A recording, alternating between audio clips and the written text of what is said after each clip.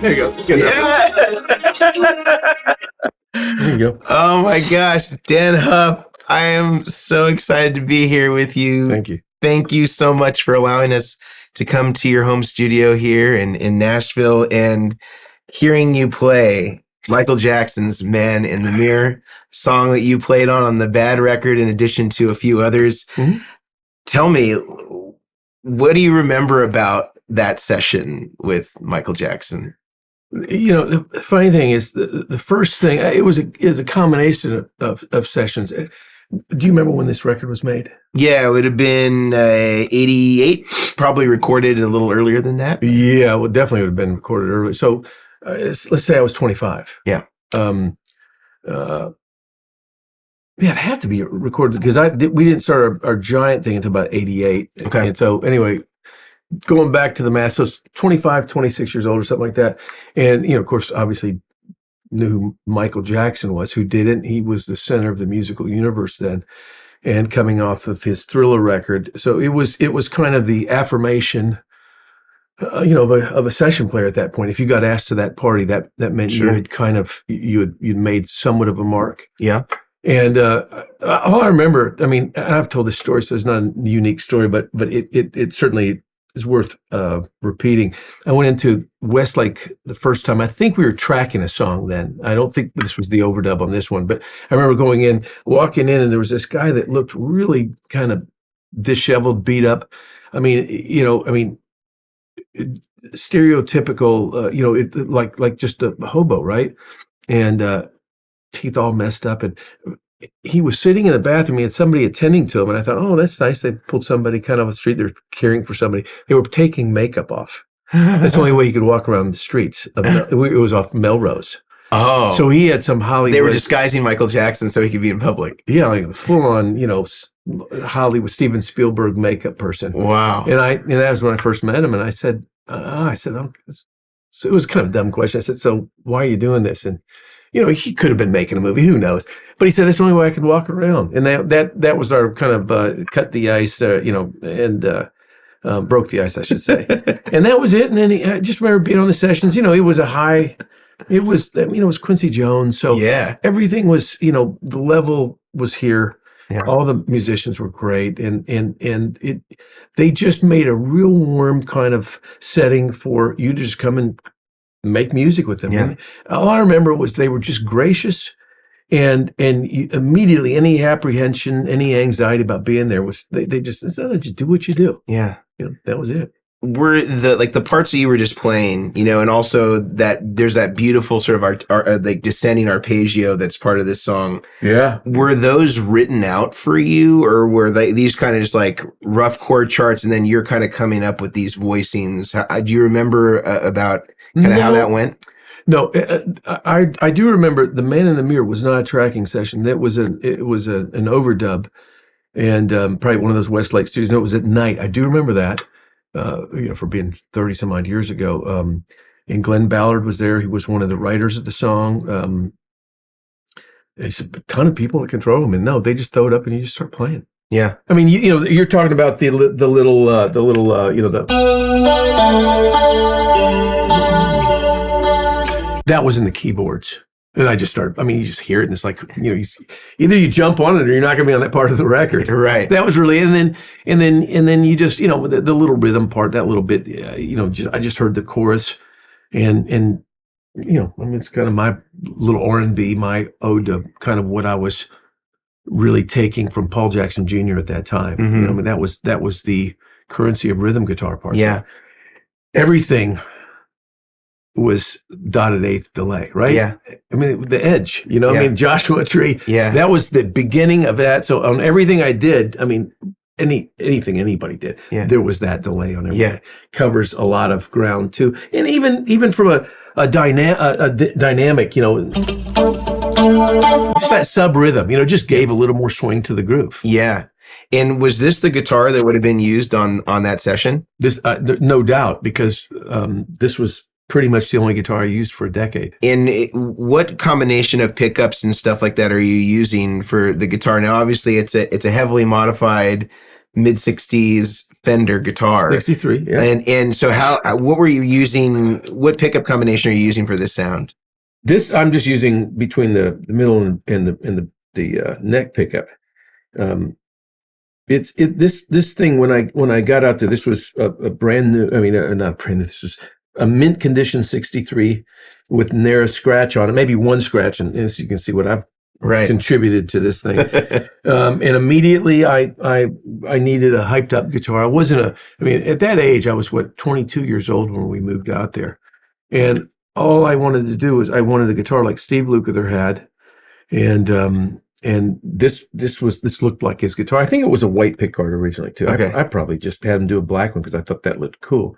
And then Jim Tyler did all this pickup configuration, or taps on each pickup, which is it's useful. I didn't use those as much. Maybe when I was using the bridge pickup and wanted a little bit thinner sound. Right. These two, they were thin enough. And then he gave me a mid boost here, which you can disengage if you want to. And then there's a push knob here that basically adds this pickup. So if you were down in this position, you could have the bridge and the neck, or conceivably all three pickups. That's amazing. So very versatile guitar. Absolutely. And this was the one that you were saying to us early before we started filming. This was pretty much on the bulk of the stuff that you were doing kind of during that time, right? It was, this sound right here that you have, that was a sound that seemed to cut through all the synthesizers of the 80s. Mm-hmm. And it became a sound that was synonymous with, like with records that were popular. Yeah. So when people called, you defaulted to that. Now I had a Bradshaw, Bob Bradshaw built great rigs back then. And what I did, and I'm sure it wasn't just me, it's probably everybody that had them. As a matter of fact, it had to be. But what we had on those things, you had preamps, and I think I used either a Boogie power amp or a VHT, I think it was. Yep. I probably used both, not simultaneously, but at different times. And then, and we had our little cube, the Pacific wedges. Pacific wedges. Yeah. So that covered your sound. Throw a couple 57s on those. And then on the rack, on the front of the rack, you had two directs out, left and right, which were taking the same effects. Yep. I think except maybe the distortion, but the point was that you could mix for your clean sound. Like that clean sound you're hearing is my approximation nowadays because I don't have that gear. But you could dial in you'd have the engineer dial in just enough of that direct. Yeah. And you'd have the body and the warmth of the amps. Yeah. So it was a nice way to get clean sounds. Yeah, absolutely. And so that would have been the rack that would have been used during these sessions. That. Yeah. And was that rack wired as a stereo rack where it was just left and right, or was there a dry center on that as well? No, mine was left and right. Okay. I mean, Michael Thompson down the line, I noticed he did that, which I think if I had the knowledge of that, I would have probably preferred that. Yeah. But at the time that I had, I don't think that may not have been an option, or I didn't have the questions to ask Bob. Yeah. Yeah. And I think he did that himself. I don't think he could afford Bradshaw when he was, okay. Yeah, but he was the H3000 stereo out of that. Yes. And I think he kind of similarly to you, I think he would either take those direct straight out of an H3000 and go right into the console from there with that. Like, after the amplifier, of course, or between the mic and the speaker, and could either take that into a power amp or could take it direct, and so it could have that mix, kind of like an effects loop on steroids. Sort of, yeah. Because a lot of those amps too at that time, if you were using vintage stuff, you didn't really have an option for an effects loop. Yeah, and so that was one way to do it. Of course, the Boogie that you had probably, it was a preamp, so you could create the effects loop by way of the separation. Yeah, but it was never.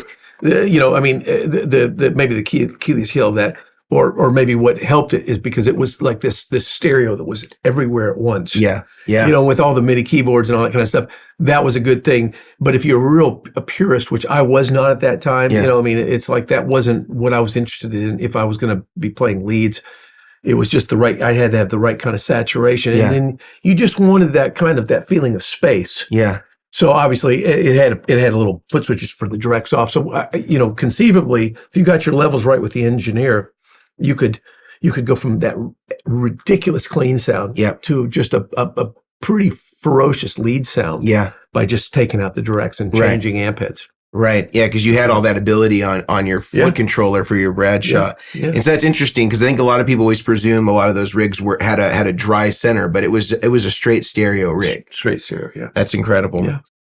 We will get right back to the interview with Dan, but I'd like to talk to you about Seymour Duncan pickups. Now you'll notice in Dan's guitar that he has 2 hot stacks and 1 JB pickup in the bridge. You'll notice on the hot stacks that the blade is now exposed for the hot stacks, whereas on the version that Dan had in the early 80s had a fully covered blade so you didn't see it.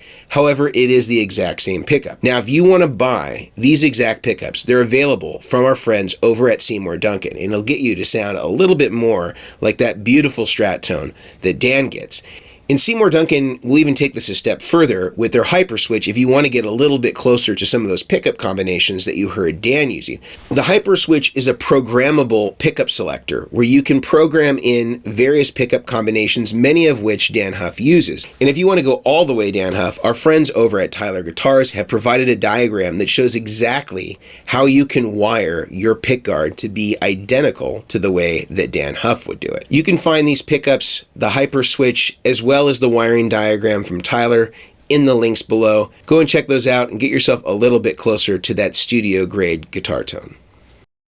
I want to, if you don't mind, transition to another song that came out that same year. Okay. With the great Peter Cetera. Oh yeah, yes. Same sound. It's an easy. It's a similar sound, except you also have listening to the ISO track, because I know I sent it to you before, and it's really cool in that, like, some of the right before you get into the chorus, there's like a doubling. There's like a clean version of the guitar sound, and then a dirty version of that same guitar sound. Yeah.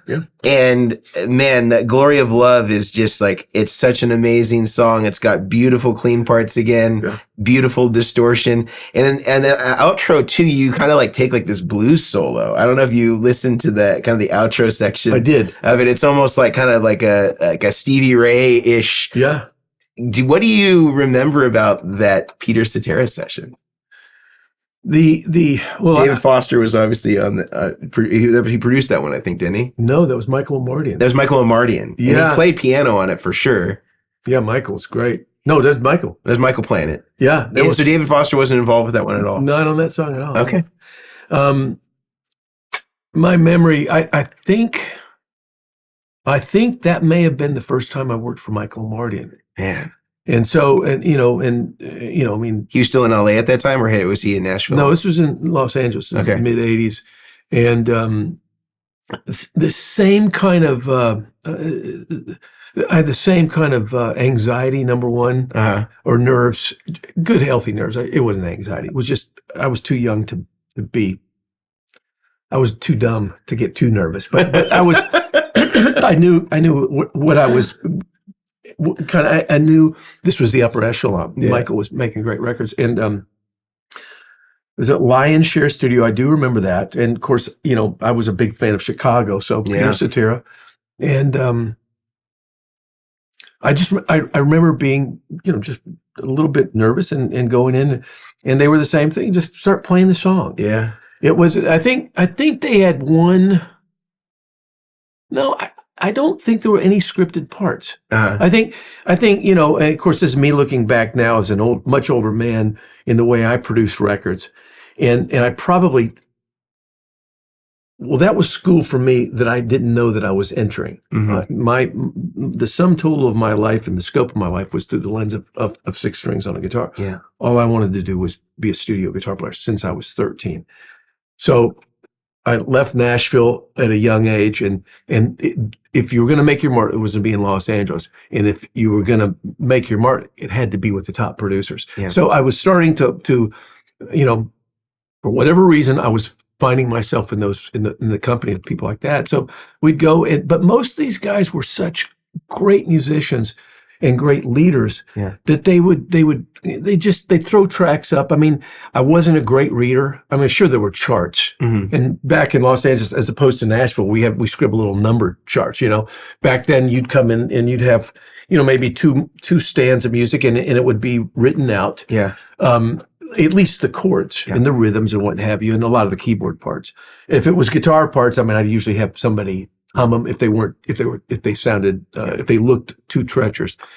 But I'd go in and they just play. Yeah. And then they'd hear something and go, "Oh, that sounds cool. Let's work on that bit." And that's usually how it came out. So was Michael and Marty typically the one that was kind of helping you find whatever sort of how he was hearing things, or was Peter Cetera involved at all in that session? Do you recall? Oh,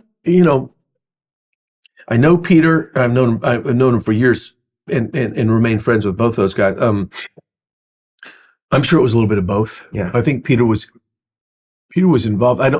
I can't remember if he was on that song, but I played on a lot of his recordings at that time. So, but he wouldn't have been absent for that much. Yeah. But it was just a thing, you sit there, again, this sound, is like, it's like kind of a deal, right? Yeah. That was the currency of the 80s. So, you start with that, and it was, all I cared about, I just want to play a lead on every song. That was my guitar ego. Yeah. But I had to go through the rhythm stuff, and that was what was getting me hired. So basically, we would just start playing the song and well, I mean, we throw it up and go through some parts, let's hear it. Let's hear Glory of Love. Yeah.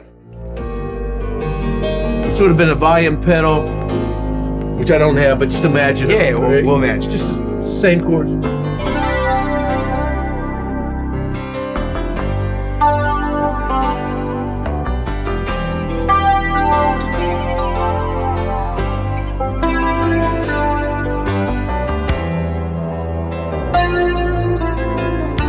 The lead tone.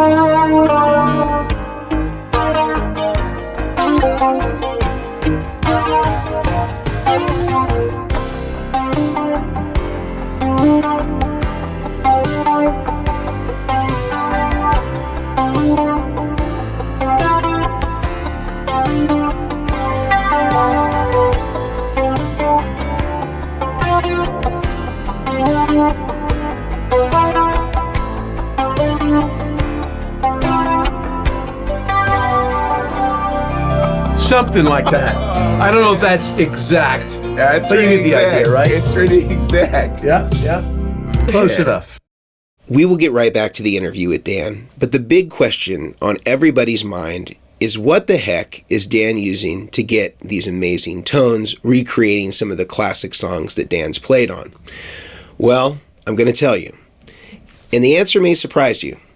We're using 100% plugins for all of these sounds from our friends over at Scuffum Amps, also known as S-Gear.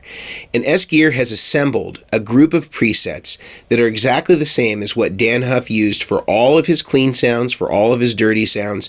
And I've taken screenshots of all of those presets so that you're able to dial in the sound exactly the same way that Dan did on a song-by-song basis. You can head over to the S-Gear website, download the plugins, and get yourself on the way to sounding like a studio legend, just like Dan Huff.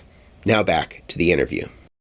Wow. It sounds it's such an amazing part, Dan. Well, what makes me, I appreciate you saying that, because like for me, it just seems so simple and remedial. Now, again, you heard it coming through the lens of a hit song. Yeah. When I look back at it, I go, God, how simple was that? There's nothing to it. But it did have some of the things that you liked it, so that's enough, But it's the restraint that sometimes you have to show in order for a part to come alive is that, and it's like sort of having the sensibility to understand the difference, between like when it needs to shred and when it just needs minimal, playing in this great processing and that perfect delay and chorus and all that stuff. Well, don't get me wrong. All I wanted to do was shred. So I mean, let's be clear. I mean, guitar players have an ego problem. Let's be honest, right? we want to be the center. But during this time, if you wanted to get hired, you're right. Constraint, composition, all those things. I mean, I was never like, I loved guitar so much, but I wasn't like some of my other friends who loved guitar because they studied the history of it and all that kind of stuff. Mm-hmm. For me, it was a vehicle, and lo and behold, I didn't know that I was on a path to becoming a record producer. Yeah, I had no inkling of that, but it makes sense because I really loved the way parts related, like composition. Yeah. To me, so I didn't know the difference between playing guitar and composition. To me, it was all a part of the same thing. And that's probably why I got hired, because I would come up with parts that were memorable to these songwriters or artists that basically help frame them as opposed to frame me. You know? No, I mean, you are an arranger. I mean, in that your sensibilities are just so spot on it.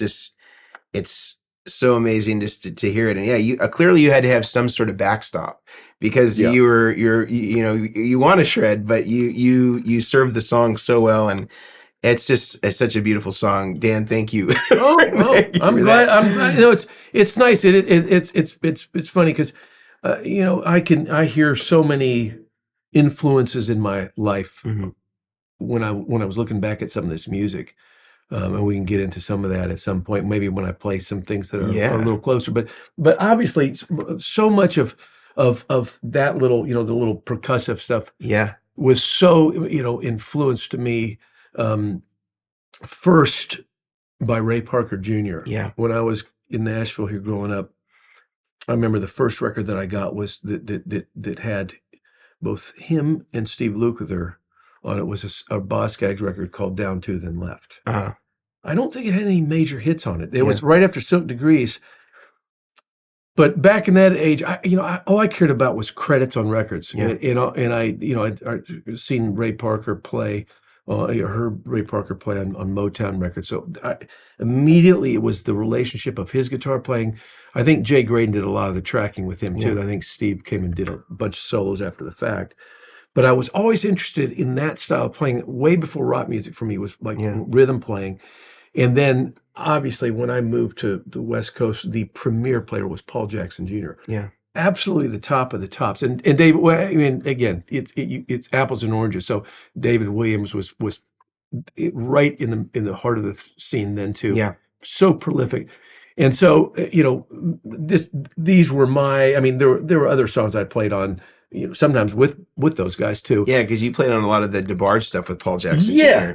And of course, I would, when you're playing, playing all that stuff, I was going to defer to the best, but there was always little, snippets for me to do too. Yeah. And then the fact that I was known more as a rock guitar player, it kind of helped that I had this, my rhythm with playing was pretty tight, and I played on a lot of Motown records myself too.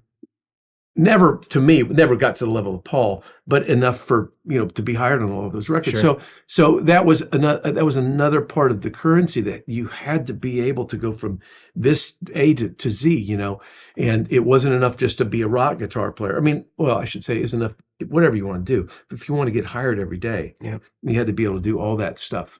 So those were my two. I'd say those were my two go-tos, But Paul Jackson Jr.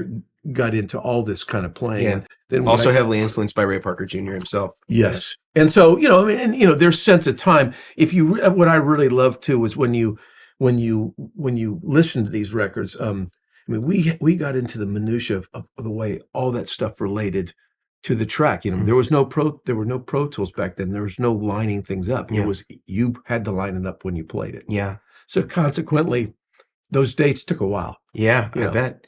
And as far as tone on this, you're on the bridge and middle position for this sound that you were just doing? Probably. Yes. Like, I mean, when I heard the stems that you sent me of, just so I could refresh my memory on this sound, it sounded like between it would have probably would have been this.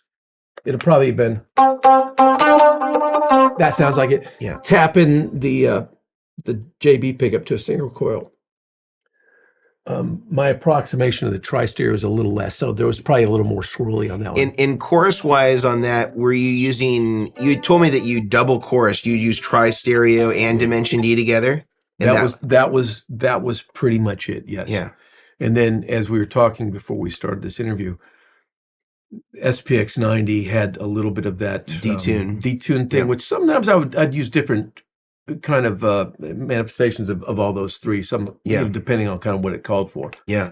But this sounds pretty close. Mainly, as we've ascertained, it was the sound of these pickups in this guitar that really had that DI thing. In that mid boost aspect that kind of adds that sparkle. Yeah, which I don't know if that was intentional. That doesn't make sense to me because it's more of a mid boost. But the fact that when it's still engaged, even turned off, it gives that little bellish quality to the Yeah. things. Yeah. Well, it sounds absolutely incredible. Well, speaking of another great song that you've played on, also in the same year, 1988 was real busy for you. Paula Abdul. Oh yeah. And Yeah. she had a song called Straight Up. Mhm. And this was one that has also some really cool rhythm playing. It's got some wah-wah on it. Do you remember this session with Paula Abdul? What can you tell me about kind of how things transpired I there? remember the licks were like with a little wah-wah pedal. Yeah. I mean, it was just all my licks, you know. Yeah. Those are just like licks I learned off a Bill Withers record. It's a Carnegie Hall live record, and I remember the bass player was Melvin Dunlap. James Gadsden was playing drums, and I, for the life of me, can't remember the guitar player. He's great. Melvin somebody? Okay. Maybe it's something. Maybe YouTube can help us with this one. All I knew is that was the most seminal record for me when I was about 13 or 14. And that was the beginning of the way I learned phrasing. It had more to do with R&B type guitar. And so the Paula Abdul thing, what I remember from that session, here's a story in reverse. I believe we were in a London airport, and we were walking on a balcony, and there was this was, you know, back in MTV world, right? Yeah. This massive screen, and they were playing that song Straight Up. Mm-hmm. And I was just sitting there listening to it because I heard these little wah-wah parts, and just most of the rhythm was on wah-wah guitar, and it was very sparse. There's not a lot to it. Yeah. And I remember kind of listening to it, and I liked it. I mean, it just sounded good. I didn't know it was me. Yeah. And it was my brother who came in and he said, "What are you doing? You're digging yourself." And so he said something like that, and I said, "What do you mean?" He said, "That's you playing." And it was total shock to me. All of a sudden, it was like, oh, no wonder I like it. You know, self-serving. But when I did the session, there was no vocal on it. So it was just a producer. So it's just like keeping that dun dun dun dun dun dun. Yeah, there was nothing. And he told me, and I think it was in D minor. And then all those power chords, you know, that's all it really was in the chorus. And I think we did that first because he wanted some like rock guitar, you know, because it was an R&B thing, but everything always had a little bit of distortion on it back then. And then I just said, "Hey, you know, can I play some of these licks?" And I probably played a couple passes through, and he probably just used what he liked. Yeah.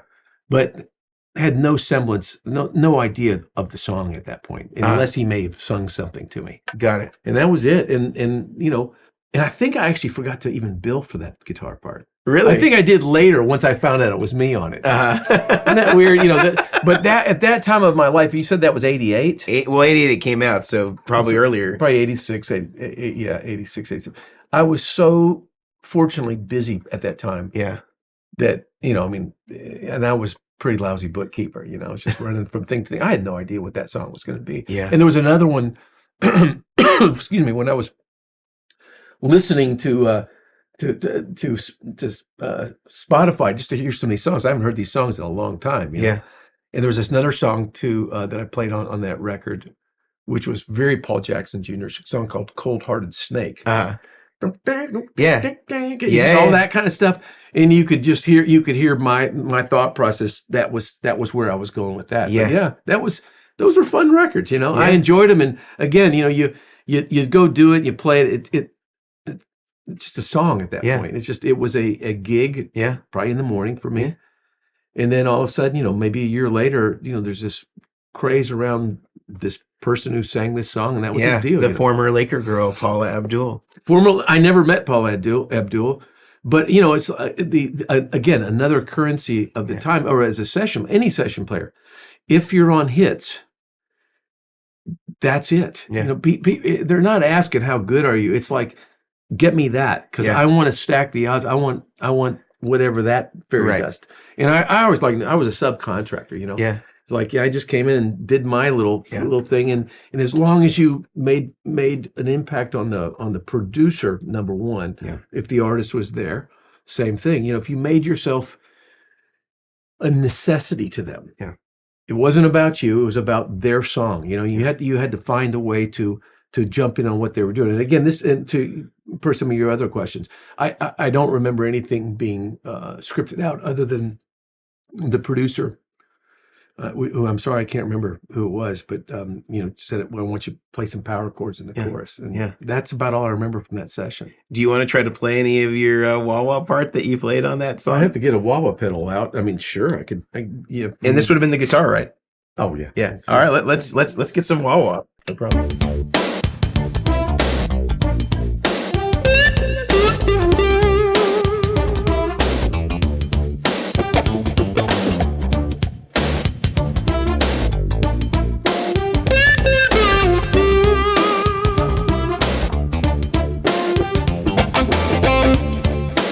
A lot of waiting.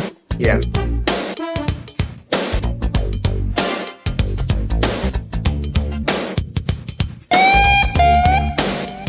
I don't think that was in there.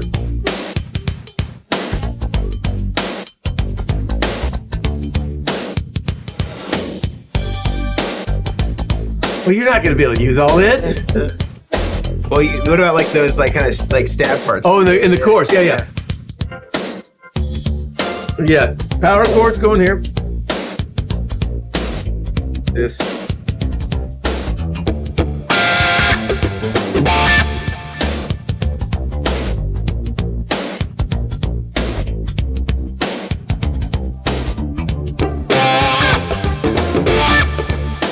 And you get the other,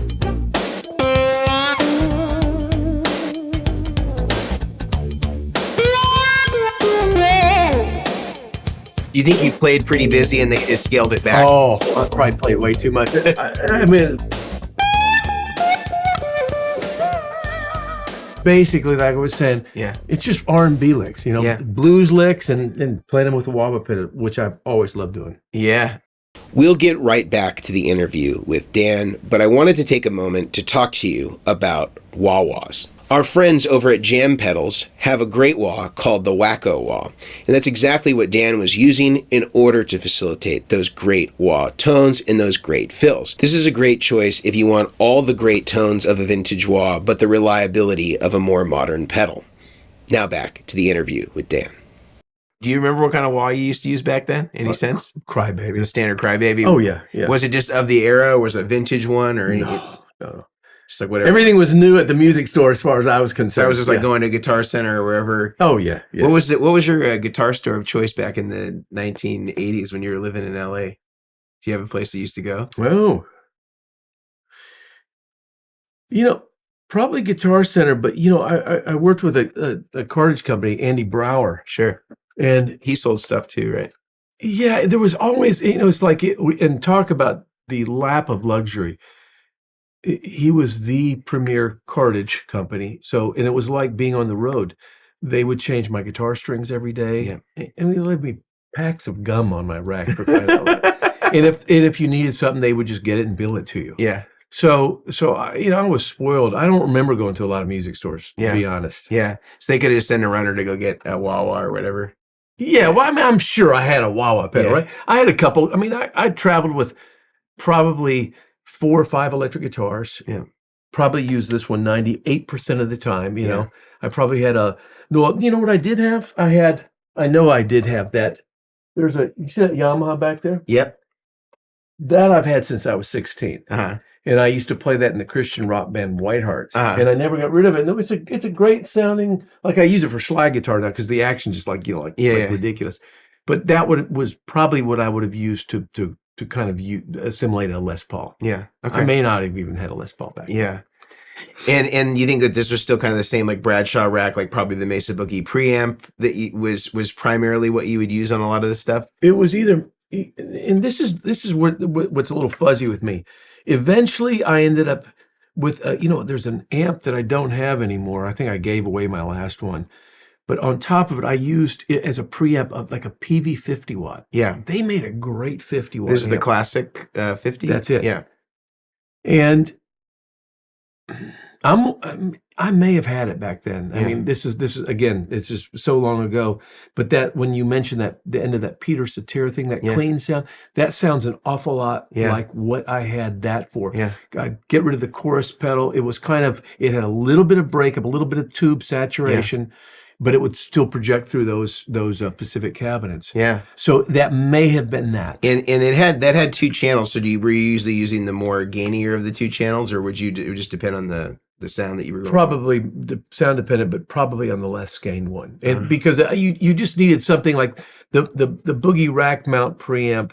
You know, it didn't have a lot of good go between sounds. It was either clean or it was just full on. You know, and which was pretty much kind of what I did anyway back then.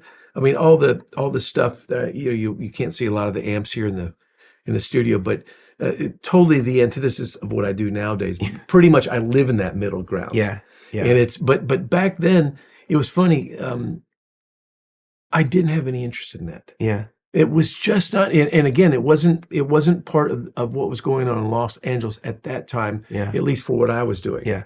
It was all my favorite bands, and even all the guitar players of the late '70s who were all my influences, that had already gone kind of out of vogue by that point. Yeah. Not that. You know, I mean, I'm sure there were people doing it, but by and large, in the studio, you came in with this just racks and trunks full of gear, and that's just what it was for those years. You know. Well, it's cool to know that the PV, the Mississippi Marshall, as they're known, man, it got a lot of work in that classic 50, huh? So we've done several songs from 1988. I want to move now, fast forward to 1993 with the great Michael Bolton and the song "I Said I Loved You, But I Lied." Yeah. So what was this Michael Bolton session like? This, I mean, for me, this was seminal in so many ways. Michael was a friend. I actually played on his first pop hit song called "Soul Provider," which is actually a kind of cool little rhythm guitar part. I haven't listened to it in a while, but I remember doing that. And then I did songs after that with different producers. For me, I would say probably one of the most influential record maker, producers, musicians in my life was Mutt Lange. Yeah. And so this wasn't the first time I got called by Mutt, but this was the fact that he was doing this song on Michael was really cool. And it was interesting because Mutt was living in Surrey, England at that time. And so he's working out of a studio, and he called me. He said, "Hey, can you come over?" I don't know, just for discussion, like, "Can you come over next Thursday or a couple of weeks? When can you come over?" I said, "I can do this time." He said, "I said, how long do you need me?" He said, "A day." So he flew all my hundreds and hundreds of pounds of gear over for one session. It was just great. And Mutt is the quintessential producer. The analogy I would make about Mutt is Mutt could get water out of a rock. He is the kindest taskmaster that you could ever work for. He will wait you out until he gets exactly what he wants. And he is the most respectful person I've ever met in the record business. You feel like he was the blueprint for your producing? Oh, yeah. Without me knowing, you want me to speak about that for a second? Sure. Yeah. He was the person that told me, probably at the end of the '90s, he said, you really should be a producer. Yeah. And I was like, what? He said, you have a producer's heart. I would spend hours with him in the studio, and he just said, you understand the architecture. And as a matter of fact, he was one of the reasons why I got started in Nashville as a producer. But he was the one who recommended me to Faith Hill to produce. So, and at that time I was producing Megadeth and Faith Hill at the same time, which was interesting. but going back to this session, this was a big deal because when I heard the song, it was like, again, you want to play on hit records. I absolutely love the changes on this song. Yeah. And Michael's vocal, I mean, it doesn't get better than that. Yeah. Mutt's background vocals, the track, were very European. That was Mutt back singing BGVs, huh? Yeah. As a matter of fact, and it was just, you heard the song and you go, and it's like Mutt, can take a groove and it's like so painfully slow and grindy. It's perfect. This kind of European kind of programming on it. It just was one of those things. So we got in the studio and he wanted textures. And again, I don't have a volume pedal, but you can kind of imagine. I mean, it's all these chords and just basically the simple chords, that type of stuff, and then he would do take after take because he just wanted the arc of the volume pedal and the vibrato and the basically just the way you played it. He'd sit there all day. He'd sit there for 2 hours just doing chord strums. And it was that deep. And, you could sit there and you could zone out and think, well, what am I not doing right? He was just waiting for that right relationship, the way he heard it. Yeah. Same thing on these we did these, simple, right? Yeah. Yes and no, because he was looking for the relationship of the dynamic of the note, the rhythm, to everything. It was like, to me, everything was slow-mo, right? Nothing could be in front of the kick drum. Everything had to be just right on the back side of it. I understood what he was going for, but the more you think about it, you'd have to go through a time where you felt like you couldn't play. Yeah. And he would just wait it out. He's just waiting for those moments to happen. And you can trace that through all of his record making. Yeah. So it wasn't just Hysteria or something like that where he with Def Leppard, where that was just his way. No, I remember getting over, I can't remember whose record it was. I remember one time, it wasn't Michael Bolton, it was some other record, but I got over there, same studio in Surrey outside of London. And I remember, I feel like we got 3 songs overdubbed on in 7 days of 12-hour days in the studio. And I thought my career was ending. Because how could someone be so inefficient and so I remember he left the room one time and I was talking to the engineer and I articulated that. I was really depressed. I mean, the stuff we were getting was really nice.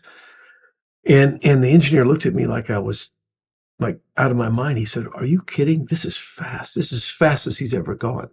And he gave me context about how long he took on some of these other records. My God. So all of a sudden, when you get into that frame of mind, no, I was the most efficient guy.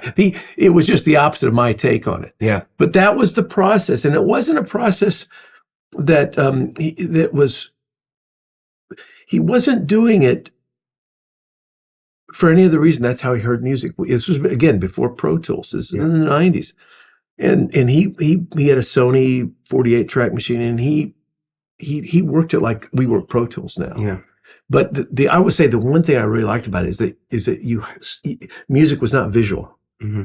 That point, we weren't looking at screens, right. And it was just a really good time to be making music. But learning, I would say, architecture. Obviously he was one of the premier rock producers of that time. But you can hear the passion in this record. And then the other story, which hopefully I can play for you on acoustic, the solo. Because when we were done with the session, after however long it probably took longer than I even remember it. All these little parts that sound like they're so simple, got him. He was happy. And this, of course, it's not just getting those parts. We probably auditioned, 80% more than what we kept. And then I said, "Is that it?" And he goes, "Yeah." And I said, "Well, what about that solo section?" And he said, "Well, I wasn't going to do guitar solo on that. I mean, he was going to do a different instrument." I said, "You got to let me play a solo." I flew over for one day to England. Yeah. And he said, "All right, whatever. You want to play?" I said, "Yes, I want to play beautiful changes." Yeah. So he didn't want electric guitar solo. And so I said, "Well, I got an acoustic electric here." And it was one of those PV, it was hollow solid body. Yeah. It's just a piezo pickup on it or something, or? I don't even remember. I don't have a guitar. I mean, no disrespect to PV, but it wasn't a high cost instrument, Okay.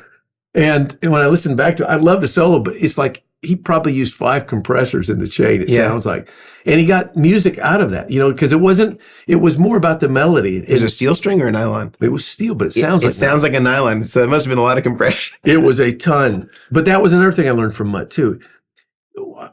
I go into this great rock producer's studio and I said, what are you guys using on these? Well, whatever, stereo or something like that. And the engineer showed me this little equivalent of Rockman. It was called a Rock Box, the British version. the nice thing about it, you didn't when you could take off the chorus. It was all the arrangement, the way the sounds related to each other. And Mutt even told me, and this is a paraphrase, there are no bad sounds. Yeah. As a matter of fact, if you take what we would say would kind of a cheesy sound, like I would say that PB was a bit of a cheesy sound, you just turn it up. Mm-hmm. Got me really thinking about, years later, a lot of this has come full circle. And there is no perfect sound. Mm-hmm.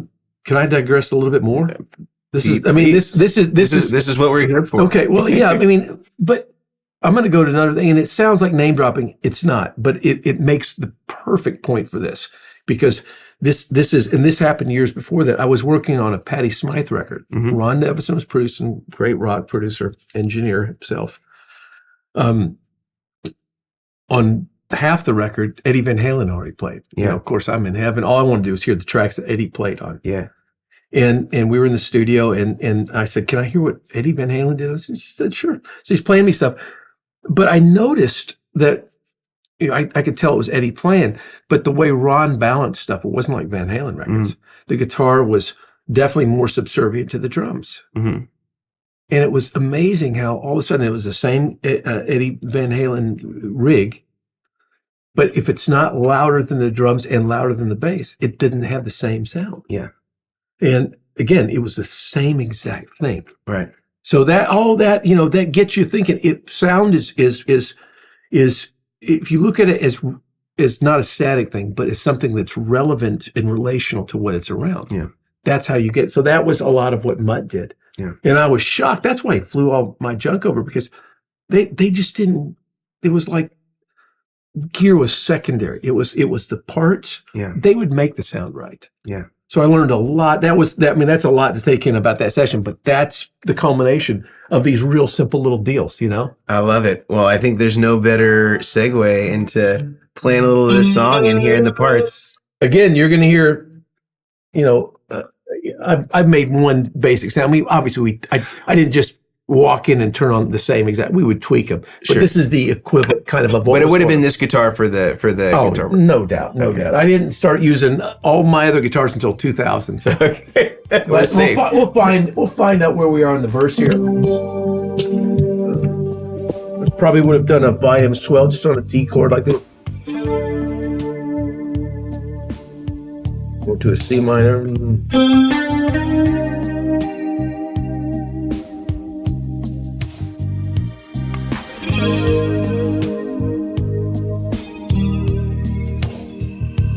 And I remember this.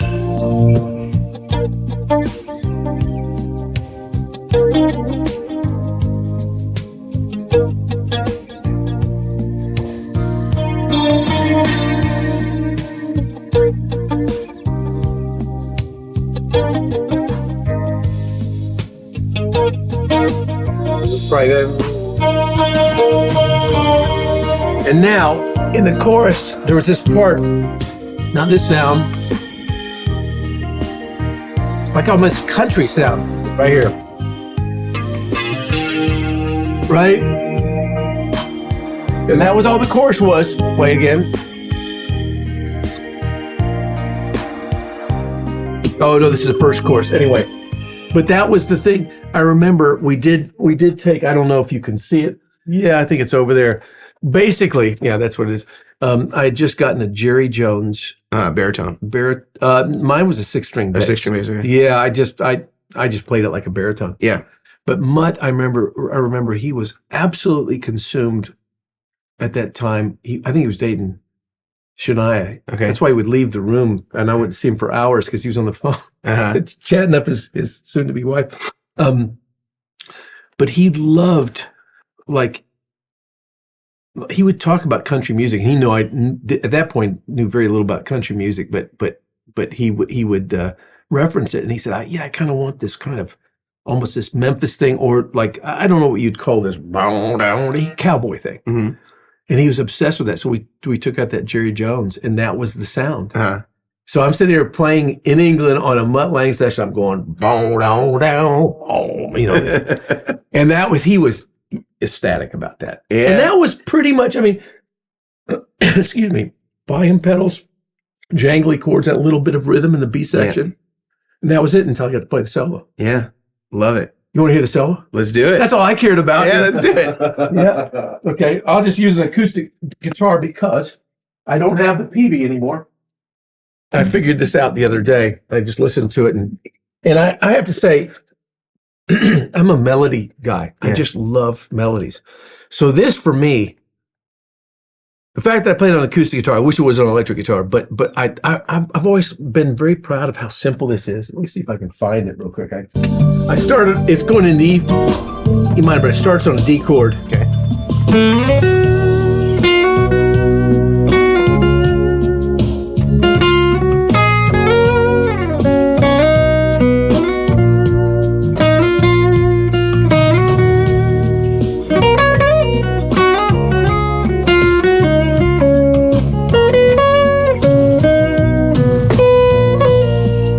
And then we had all these little things like,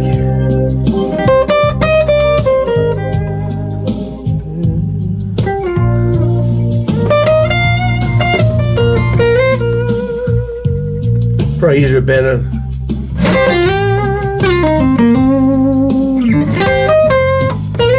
Anyway, that's kind of the gist of it. Okay. Now, again, it's not the world's greatest solo, but he would concentrate. I mean, I guarantee we spent a couple hours on, like, even just figuring, you're coming from that chord,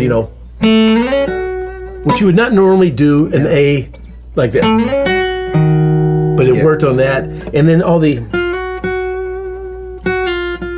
and it had a bit of almost a Spanish kind of flavor. Yeah, that's why I was like certain it must have been a nylon string, because the whole sensibility of the thing and kind of how you're rolling into some of the notes and stuff like that, like the kind of the rake thing, Yeah, and the dynamic, even like we'd get,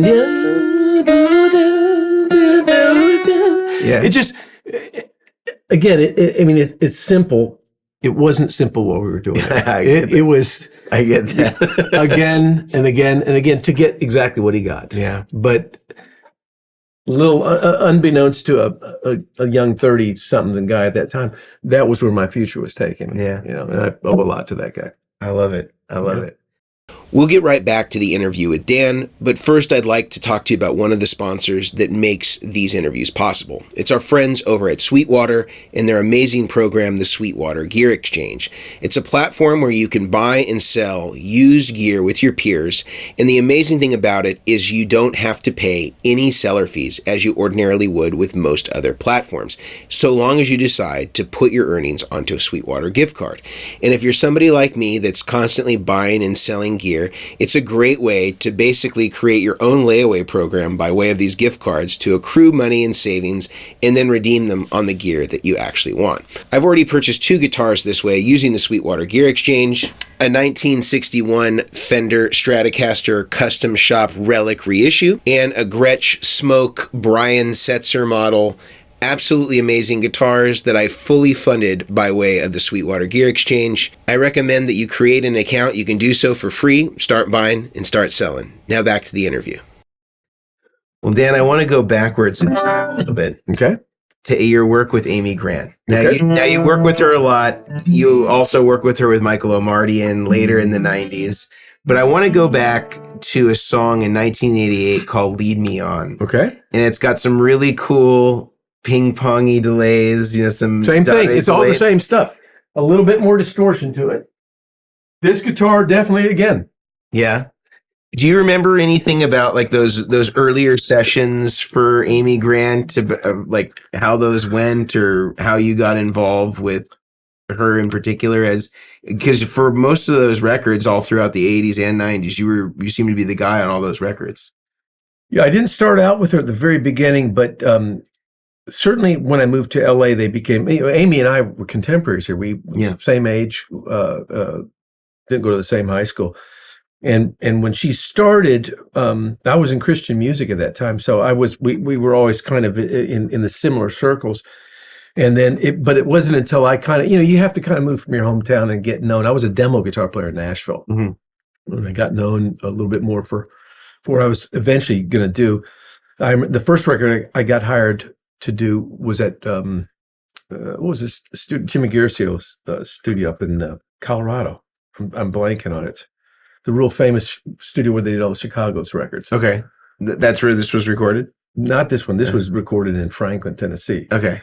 But that's what I'm saying. That wasn't my first record. Later on, I remember I was still living on the West Coast, and we flew into Franklin, which was my parents lived, and we recorded in this historic house. Sure. That was the Lead Me On sessions. Franklin also being sort of the epicenter of Christian music. Yes. Yeah. Yes. Yeah. And Jerry, wait, we can finish talking. I'll set this up here in a minute. So. Yeah. Well, I'm just wondering about that session. Like, you were already in LA at that point, as far as Yes. kind of having developed your sound. Did they specifically just want that sound, or was it like she wanted Dan because you guys had worked together before? Like, what was It would have been Brown Bannister producing, and it would have been a little bit of both. Yeah. But that was the sound. I mean, we're back in the 80s, Yeah. right? So even in the 90s, that sound tailed me, Yeah. or chased me. So no, that was the sound. So Yeah. we were doing that, and I remember I got to play with another wonderful guitar player, Jerry McPherson. Yep. And so we were tracking it at the Bennett House in Franklin, and Paula, I believe, was playing drums. Probably Mike Brignadello, who we ended up in a band Giant yeah. together.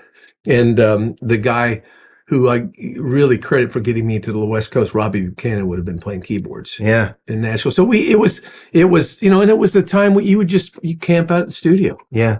Well, I would say that this song in particular has such great parts. Like the arrangements that you came up with on this, I think, are really, really cool. Like all the way throughout it. And I'm a huge fan of your work with Amy Grant just in general. But I think this song is most emblematic to me of like my favorite stuff that you ever did. Really? Yeah. Okay, cool. Yeah. So I'm wondering if we could cue a little up and you play a little bit for us. I learned it especially for this.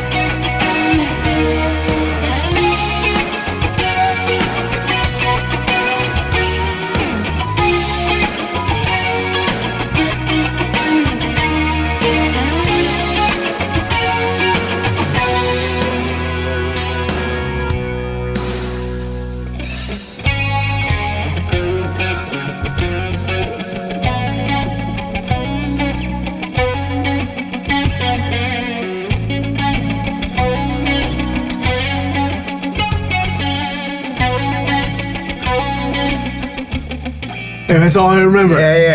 Yeah. So you get a little bit of Edge influence, right? That little 3/4 thing, and then then you get a little Joshua Tree in there. and then there's always the,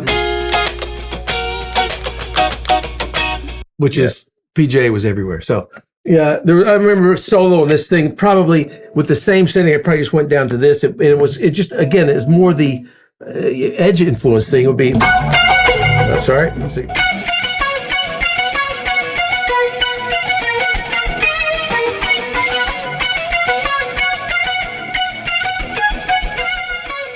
That was all in the same, it's basically a rhythm part that they wanted to make it a solo part. So anyway, that's that song. And you felt you were channeling like a Paul Jackson type rhythm sound for that? Yeah, but it it's like, to me, obviously the Edge permeated everything in pop music then, the fix, all that stuff, all that, rhythm solos were in also. Yeah. I like to play the widdly stuff, but I remember there was this specific time they didn't want any of that stuff. They wanted something that sounded kind of along that line of thought. Yeah.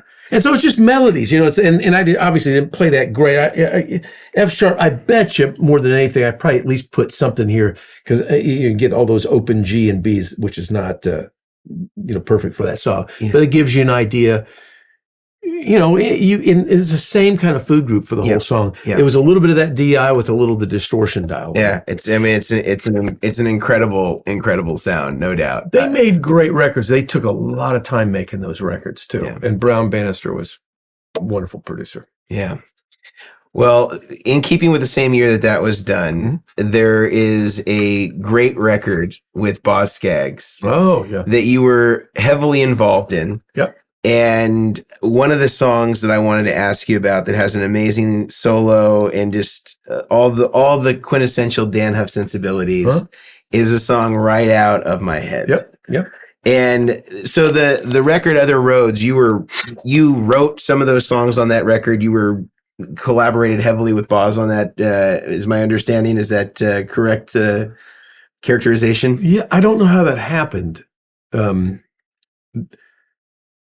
Died and Gone to Heaven would have been getting called for a Boz Scaggs record. It was absolutely, because you've been listening to, as you said, Ray Parker Jr. and Lukather. You were like, oh yes, down, and then the Middleman record was one of my favorite records of that time. And yeah, Bill Schnee was producing it, and he said, "You want to do this?" Steve was off totoing it, So there was an opening. Yeah. And yes, this was to me, this was that moment. The band, basic tracking band was Jeff Porcaro, Marcus Miller on bass, Peter Wolf, the Austrian Peter Wolf arranger, great producer. I mean, and I think David Page came in some, and me. Yeah. So it was like this. I mean, this was the affirmation of another one of those things. It was full circle. And how I got to writing songs with Boz, I don't remember. All I remember is there was the opportunity. He heard some demos that I was doing. I wasn't really a writer. I guess I was enough, and he just got interested, and I ended up doing 3 songs with him. But here's how naive and here's how single-minded I was. Number one, I didn't have a publishing company. I don't even know if I ever signed up for any publishing on them. I didn't care. I wanted to write songs that I could play solos on Boz Scaggs records. How beautifully naive is that? And that's the truth. And Boz would come over to the house. We'd work on these things, and he'd take my little tracks and go and just write lyrics to them. Yeah. And this was one of them. And specifically this song, I will say this, that there's a power chord part, and Bill Schnee said, "You want another guitar player to come in on the session?" I said, "Yeah, can I choose?" And he said, "Yes." And I said, "Steve Lukather," who was absolutely, top 3 most influential guitar players for me in many different directions. Number one, the fact that he was the epitome of studio guitar player at that point. He took the lineage, he took the reins from Larry Carlton, Lee Ritenour, that group, and just did his thing with it. So if you were gonna be part of that conversation, you had to cover that real estate, and that's some big real estate, big boy. And so I mean, it's one could make we were having a phone call the other day, and I think there would have been a time where I probably would have been reticent to say something like this or embarrassed to say it, but now years later, here's the deal: I just copied everything I could of Steve, like I did with Paul, same thing, because that was the benchmark. Yeah. And then, I mean, obviously you have your own personality that kind of intermingles with that, but that was, talk about a currency. Again, I keep coming back to that word. That was the currency. Yeah. Steve Lukather was it. He was apt, and that doesn't take anything away from Mike Landau, who is, God, these are the people that I got to rub shoulders with, and they just made you become better. Yeah. But you can hear a lot of, especially like on the little solo thing on that one, you can hear so much Steve, because the chromatic stuff I was way into, and then I, probably when I was in my band, I got a little bit more indulgent, but you can hear so much of that, me channeling a Steve Lukather on this thing. So and his influences too, because you can hear a ton of Jeff Beck in that sort of stuff too. And I think that he was heavily influenced by Jeff Beck and a lot of that stuff. But you can definitely hear him. The power goes that dum dum. And let me tell you what, all power chord players are not created equal. When he came in and played that, I nearly wet my pants, because it just, and of course he plays with Jeff all the time. Yeah. But there was that thing, there was such just a primal power to what he did. Yeah. Yeah. His, even just simple ringing out power chords, whether you're talking about Rosanna or Hold the Line, there's something about the texture of those which is unparalleled. Yeah. And I mean, and we've remained really good friends to this day. And forever grateful. Also, I remember being a kid and I was out there and I saw, of course, the only magazine I cared about was Guitar Player magazine. Yeah. And he mentioned me in something. And it was like, hey, this is an alternate universe. You know? And he probably said something like, no, Steve, he probably said, yeah, somebody sounds like me. Anyway, that's the deal. Well, let's hear some Right Out of My Head. Yeah. There we go. All right. Here we go.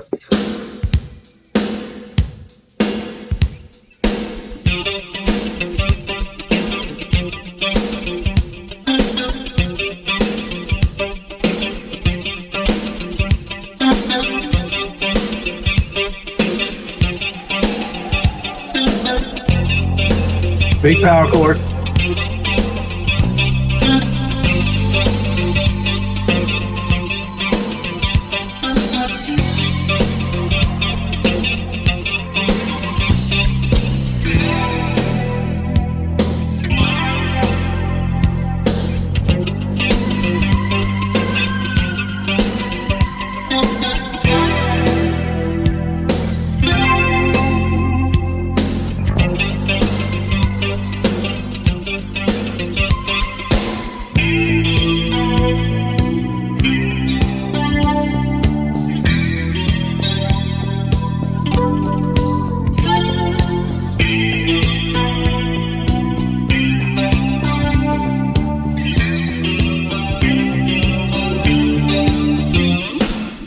And so then,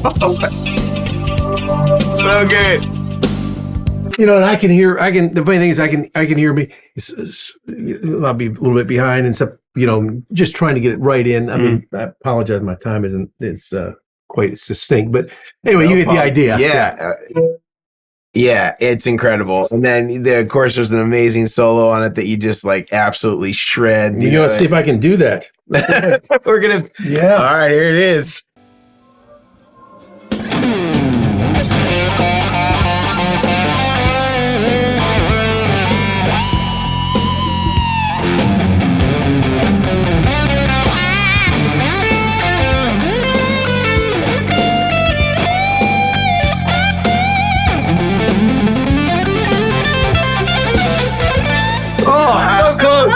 So close. You were there.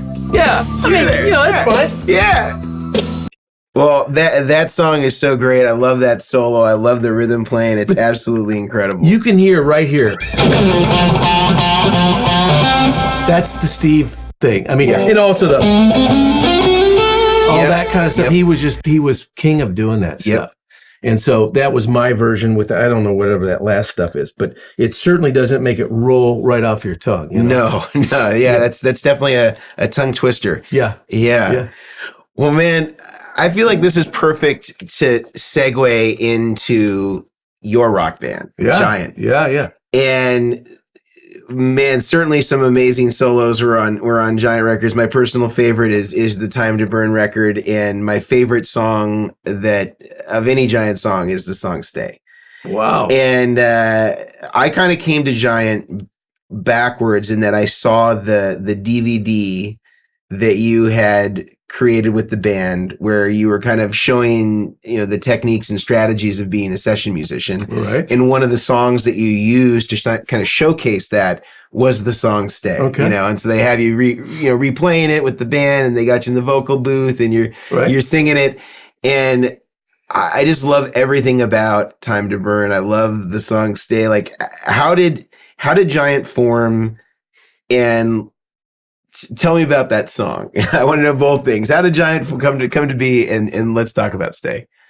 Giant came to be just out of Alan Pasqua and I actually started the thing, and we started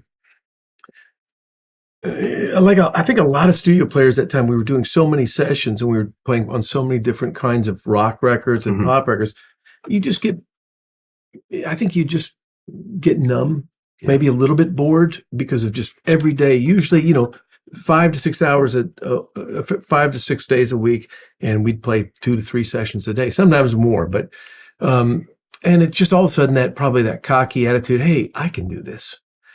So we were in some bands. We had some other singers, some other musicians, and I was just playing guitar in it. And then somehow in the middle of this, nothing was really coalescing. Alan and I were writing some songs on our own, and I had a little demo studio in my house, and I started singing. And I had sung a little bit in the Christian group, Whiteheart, earlier, not much. But it kind of, we wrote some good songs, and we had some interest immediately. So I called my brother, and it was a wonderful drummer, and then Mike Brignadello from the Amy Grant days in Nashville.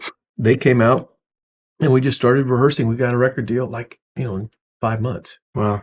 Major record deal. And, I didn't even know how to sing and play at the same time. That's how, ridiculously, and not those kind of songs with all the riffs. Yeah. And we just started recording them. And the song you're talking about, I think, was on the second record, right? Yeah, it was on the second record. Yeah. Yeah. Because Time to Burn was second record. Came out in 92. Yeah. And we just wrote songs. I mean, we're trying to be commercial. The first record had a really big hit, a song called I'll See in My Dreams. Yep. And it had a song called I'm a Believer, which is a big, not the Monkees cover, but it was our cover. And it was on AOR radio. The cool thing about that one, that was like a solo that started the song, was a minute-long guitar solo by itself, unaccompanied, which was kind of indulgent, but kind of, it was perfect if you're a guitar player. Talk about affirming, and they played it like that, So that was back before, obviously there was no YouTube and that kind of stuff. But and so we had a first record, changed record labels. We thought which is total BS, because the record label we were on was great. Yeah. But we thought there were greener pastures, and we wrote this, what we thought was a more commercial record. Yeah. Unbeknownst to us, it was right before the 90s, or it was right in the 90s. Yeah. And that door got slammed. But we had a couple good songs. Now, funny, you like this song. This was not my favorite song. What's your favorite song on that record? Oh, I don't know. I don't know that I have a favorite song. I like the first record. I didn't like the second record as much. But no, this one, the reason I didn't like it as much because it was hard to sing. Yeah. It was too high. So we were, it wasn't I didn't like the song. It was pretty straight ahead. I mean, it's like, the chorus was, I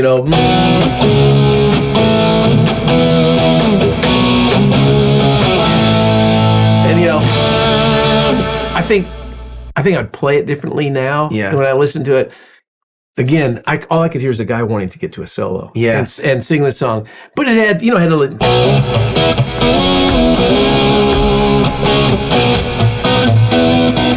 Nice, pretty basic kind of Eddie,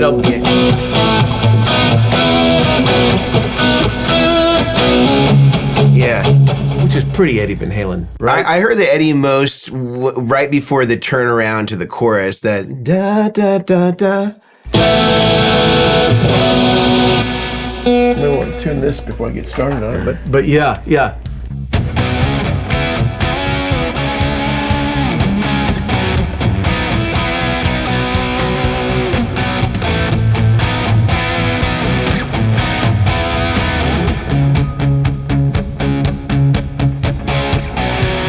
Yeah, definitely a little Panama, right? Yeah. I mean,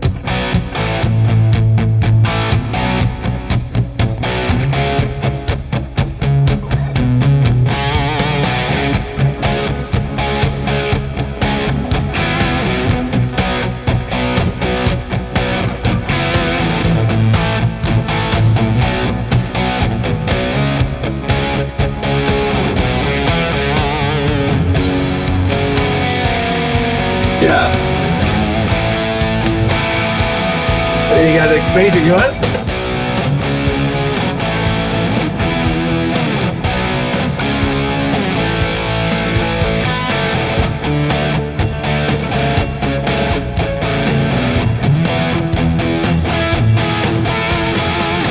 Anyway, you get the idea. You want me to get that solo section? Yeah, let's do the solo.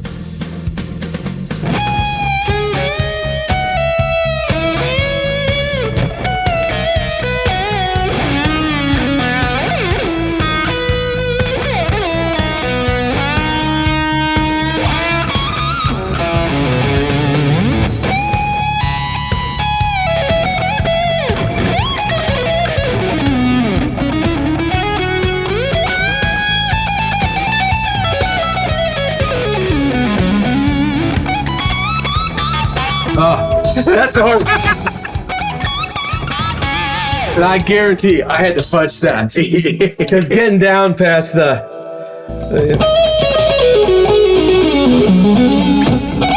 That's. Anyway, yeah. It's so good. That's such a great I like the solo. solo. I do like the solo. I Yeah. wish I could play it perfectly for you, but that's about as much as I got. I am grateful just to even hear it attempted. It is. Thank you. It's a beautiful solo. I've listened. I can't tell you how. I probably listened to that song 1,000 times. I'm not even kidding. Like I love everything about it. It's a great one. Didn't you point it out to me when we were talking about doing this? I mean, there's stuff on YouTube. People like, Oh, yeah. So yeah. And I see him, and I saw some guy doing this solo, and it looked like so easy. They made it look easy, you know.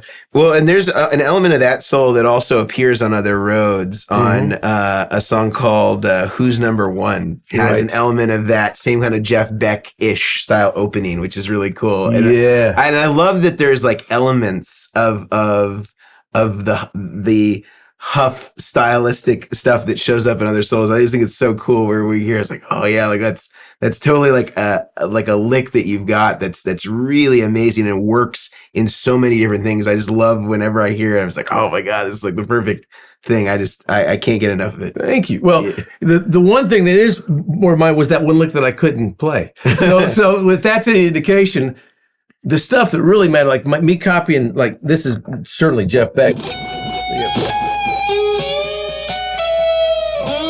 Because we've ended as lovers, kind of like yeah.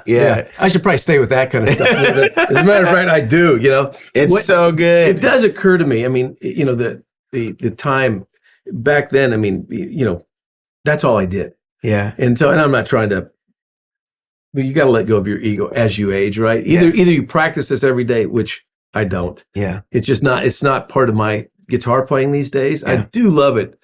That I can kind of reference it a little bit here and there, but it's you know that's a kind of a time frame, a time capsule, and musically, I was so dedicated to it and devoted to that, and really, you know, you have to spend the hours like an athlete, you know, making sure that you could do it, and I could do it pretty much when we performed as a band. I was pretty good at getting all that stuff. You know, the only thing I didn't take into account was I had to sing. Yeah. So there was no break, and it was a little bit exhausting. I could have dropped the singing really quickly, but I really loved playing guitar back then, and that was a great time. Would have been natural for me to continue to do just that. As a matter of fact, because that fell so out of style a few years later. Yeah. And so now as I'm kind of, you know, I mean, looking back and you being kind enough to have me here on this interview, going back to that, I have a great affection for it, a great reverence for some of the physical capabilities, and I'm glad I'm doing what I'm doing now. Yeah, I get that. I get that. Yeah. It's and you think that was your modded Marshalls for like that gain sound, like your Lee Jackson modded Marshalls? Or I had a Soldano. It sounds like it was doubled on the main power. Yeah, definitely doubled.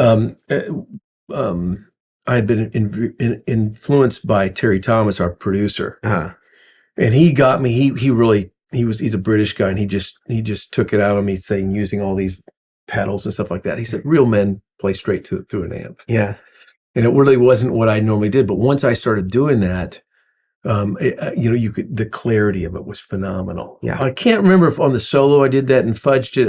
You know, again, I know it was this guitar. There's no doubt. Yeah. That's probably all I used on that record. And there's those like clean arpeggios that are kind of happening like under the chorus or the chorus sounds that are there on the chorus. And you think that was the Mesa Boogie for the cleans probably? Oh, no doubt. Okay. No doubt. It was the rack was still a part of all that stuff. Yeah. It wasn't until a little bit after that, I probably hung on. That was probably 90 or 91. That you recorded it. Yeah. Well, there's a rawness to those power chords that does sound kind of like Marshall straight in type thing. And if anything, I'm, you know, knowing my thought process, I still like kind of the gooey top and the saggy sound. So I probably did it with Marshalls, and I probably came back with my rack with a little bit of that preamp Marshall and layered that in there. Solo, I have no idea. Yeah. You know? It sounds pretty close. I mean, so it sounds like it's. I was really into, you know, and also the thing I never got on the thing was I remember.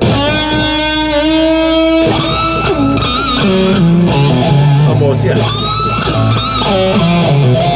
pitch harmonic. All the pitch harmonics, and probably, you know, I mean, just to get that the way I wanted. I mean, that's not a one take, so there's no way I worked that out and punched it. Yeah, but It does have even though it has some of those fast licks and the one that I almost could play.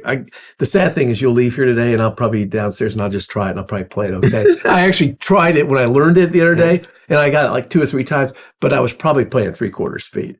I forgot that it's tough, but a lot of those Van Halen solos are comp too, Yeah, and so, it's a great, I'm proud of that. I actually do like that solo, and I was glad you chose that. When I said I didn't like the song, I didn't like singing that song, and I wasn't a big fan. Well, it's tough because especially right before you go into the solo, you're pretty high up there, and you're not going to falsetto. No, and so you're really pushing. That was a detour. I'm glad I got out of that, but all that stuff, all those sounds kind of followed me into Nashville then because we made that record in Nashville. Uh-huh. We'd moved from the West Coast. And so I was in that transition. And I was also having to make a living because we were making a lot of money in our band. Yeah. So I was learning and lucky enough that country music was kind of wanting to utilize what I had done in the 80s. Yeah. And so all that stuff was in play for several more years. Well, I think that's a perfect transition to the next thing I want to talk about, which is when you moved back from LA to Nashville. And I want to talk about Martina McBride. Yeah. And 2 songs in particular, A Broken Wing and 2 More Bottles of Wine. Yep. Because I think that this is sort of emblematic of sort of transitioning away from the rack in some of the more heavily processed tones. Yep. And there's still elements, probably, it sounds like a Strat. I'm presuming it was this, at least on some of that stuff. But it's sounding like it's a more abbreviated in terms of the processing, but still has, of course, your sensibility for rhythm guitar playing and solos. How did you get connected with Martina, and anything you can remember about? I mean, if you want to play both these songs, I'll take it. But I'll play bits of them. Sure. All right. Why not? Yeah. So why don't we just start with 2 More Bottles of Wine? Like, do you remember with the harder one, right? Okay. That was fun. Yeah. Sure. So what was a Martina McBride session like? I looked at on Spotify. In fact, this was in '93, I believe. Correct or no? 2 More Bottles of Wine. It was 95 for 2 More Bottles and 97 for A Broken Wing. Okay, so but they probably recorded earlier than that. Okay, so at least a year differential. What I remember that, and Martina and John are to this day are some of our best friends. Sherry's and my best friends. They're just musos. Mm-hmm. Martina, it's like great singer, but she's like a credit reader, and they had known what I'd done out in Los Angeles. Mm. And they, again, a lot of these producers at the early 90s, they were transitioning from the 80s country into the 90s country, and which involved an 80s guitar player. So, go figure the math on that. But I think I probably still had my racks with me at that time. But I had transitioned. I had just purchased that matchless. Okay. Which is the same matchless. I mean, it's like I had that. I remember I purchased a Gretsch, which I never played. I was just looking for tones that were different from what I had done. Yeah. And those were the sounds. And we would track. There was a little funky studio that they used to use. I think it's been torn down, and I can't remember the name of the studio, but it was just this industrial complex, and it was really funky and kind of seedy, but it just had a vibe that we did that. And I remember tracking these songs. Yeah. I don't remember playing the solo on the 2 Bottles of Wine. Yeah. I heard that it was a lot of guitar players liked it in Nashville because, okay, so again, on our theme of influences, when I moved back to Nashville, I had been flown in and done some records when I was still living in the West Coast. Played for Reba McEntire, Tony Brown would fly me in, Jimmy Bowen would fly me in, again, because they liked having, people with other credits, And all I remember is being absolutely humbled by what I didn't know about country music. I grew up here, but I'd never listened to country music. So I thought that was a liability. These producers saw it just the opposite. They saw it as total asset, because since I didn't have that, I was just going to play what I did. They said, we can take care of all that other stuff. Mm-hmm. And now I understand it. Back then I was just in awe of Brent Mason and Reggie Young and all these guitar players that were playing in Nashville. And it just magnified what I didn't know. But again, Sherry and I had moved, we were having kids. I had to either move back to Los Angeles. This was at the end of Giant. Giant had finally faded by this time. And I had to either go back and try to pick up a career in the West Coast, which we really didn't want to do. So I just learned how to integrate. And but all these folks would really encourage me. Look, if we want Brent Mason, we can get Brent Mason. And I used to play a lot of sessions with Brent, and now just all I did was just freaking watch the dude, And they would say, "No, do your stuff, right?" So it was, the lines were drawn. But in order to have work, a sustained work, you have to know the kind of the playing field. And so I had my version of copying Brent. It was so not Brent, but it was good enough for some people because that's what they wanted. I mean, and also, when like Brent was playing on everything. Yeah. So, the producers are going, well, we don't want all of our records to sound exactly the same. Right. So anyway, that was my foray into country music. And you can hear, I love these two examples. I mean, there's a lot of records I played on during that time that you can hear a lot of the 80s influence. These, you can hear me kind of experimenting with it with more of a telly kind of foundation. Although I think on the Broken Wing, it was probably this guitar or one of my Tylers. Yeah. It just sounds like all the double stops and kind of like a strat rhythm. Yeah, and a little vibrato stuff. The other one, I'm going to use a telly to kind of play because I need it to be detuned anyway. Yeah, and you thought you think you used this exact guitar on that song, likely? There's a possibility, but it's either that or a guitar that I gave away the other day, which was a Tyler with a maple neck. Okay. Well, the reason I say maybe not, because it sounds like I probably played in detuned to E flat, and that would have been hard to do on that guitar. It would have been easier with the hardtail or just a telly string through the body. Right. So that's that. Yeah, but that was it. When I listened back to that, I mean, I played on so many records. There was a producer who was so gracious to me, James Stroud, during that time, and all the other ones too. But James was producing sometimes 20 records a year, and he would just have me play on almost everything. So I really learned real time. Yeah. And I had played sessions, for a good decade before this. So it wasn't like I was a newbie, but I was a newbie to Nashville. Yeah. And it exposed me to just different kinds of guitar playing. People would come in, capos. I never used capos until Nashville. I never used anything but pretty much a Strat. Yeah. All of a sudden, this Gretsch really influenced, especially the way I played on some of those Martina records. Yeah. And so, this was the thing that kind of moved me into another direction. And do you think that this song, if it were a telly, would you have likely been using the matchless for this, or do you think? Oh, I guarantee I'd use the matchless for everything. Okay. And I still use that amp all the time. Let's change it up and let's hear two more bottles of wine. So you want me to play a little the intro, and this is where you can kind of see a little of the Brent Mason influence, especially with those are Brent's things. Yeah. He plays with a thumb pick, and he used to play, with his deal with stuff.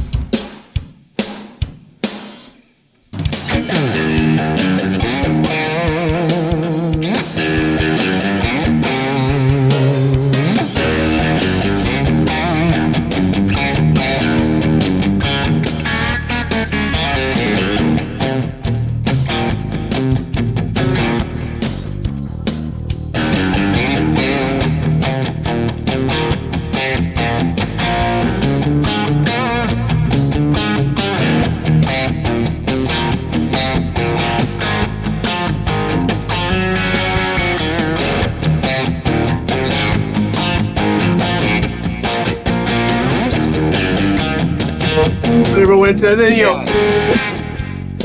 that's basically the Brent thing, Yeah, but you have a little more edge than. Well, Brent. I mean, I'm more of a rock kind of guitar player, so everything is going to have a little bit of that. Yeah, and that's what I was saying. People would gently say, "No, that's what we want." Yeah, that's you're playing the same sandbox, so to speak. Yeah, but you're giving it your thing, which was a win-win because I couldn't do it like it. Yeah. No, I think it's an important differentiator, and it still makes the song what it is. Yeah. Yeah. I love it. Absolutely love it. I did a thing. I gotta show you this. I did listen to the outro, and there was this one lick. This was talked about.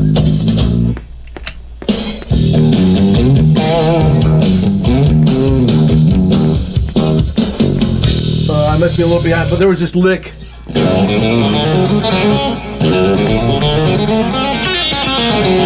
Something like that, which is, I traced that back to my old Barefoot Jerry days. You know that band? No. Oh, you don't? No.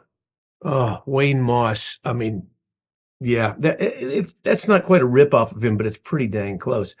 But I was trying to pull all the stuff from my junior high days back in. And all that stuff was, if you have a chance, listen to the You Can't Get Off With Your Shoes On record. That had a sustained influence on what I thought country was, but it was more of a rock band. Okay. So anyway, that's kind of the rhythm thing. And then you want me to give you a little thing about it. Now, there's no way I'm going to get this last lick as fast as the record was. So when it comes to it, you're just going to have to brace yourself. But I do like some of the licks. All right. I mean, I'm game. I'm going to have to brace myself for this. Yep.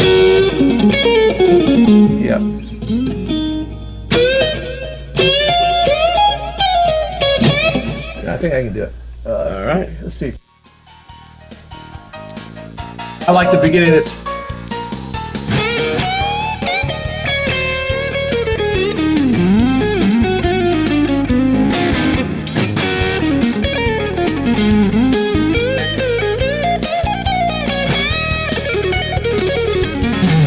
Woo!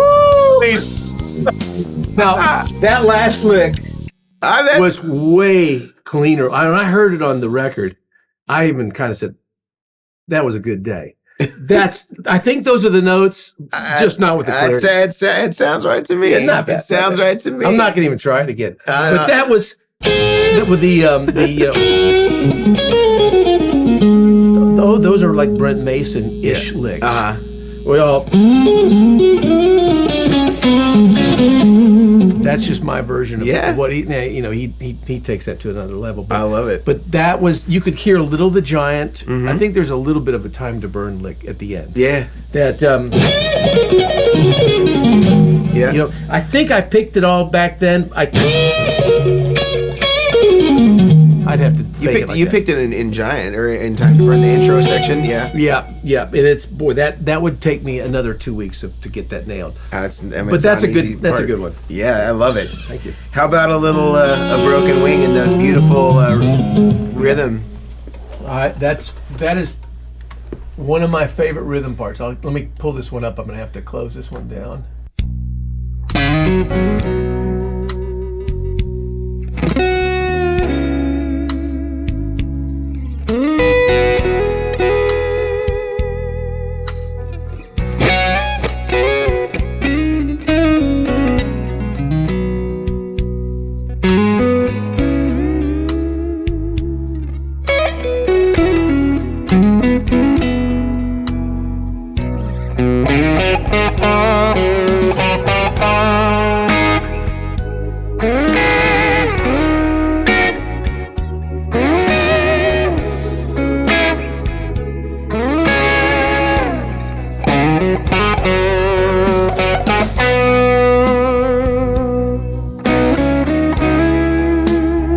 Basically kind of what it was. Yeah. A little bit of 80s, and a little bit of just that, those Cropper type licks. Yeah, it's definitely got the Steve Cropper stuff for sure. Yeah. That was one of my favorite thing to do though on that song is this.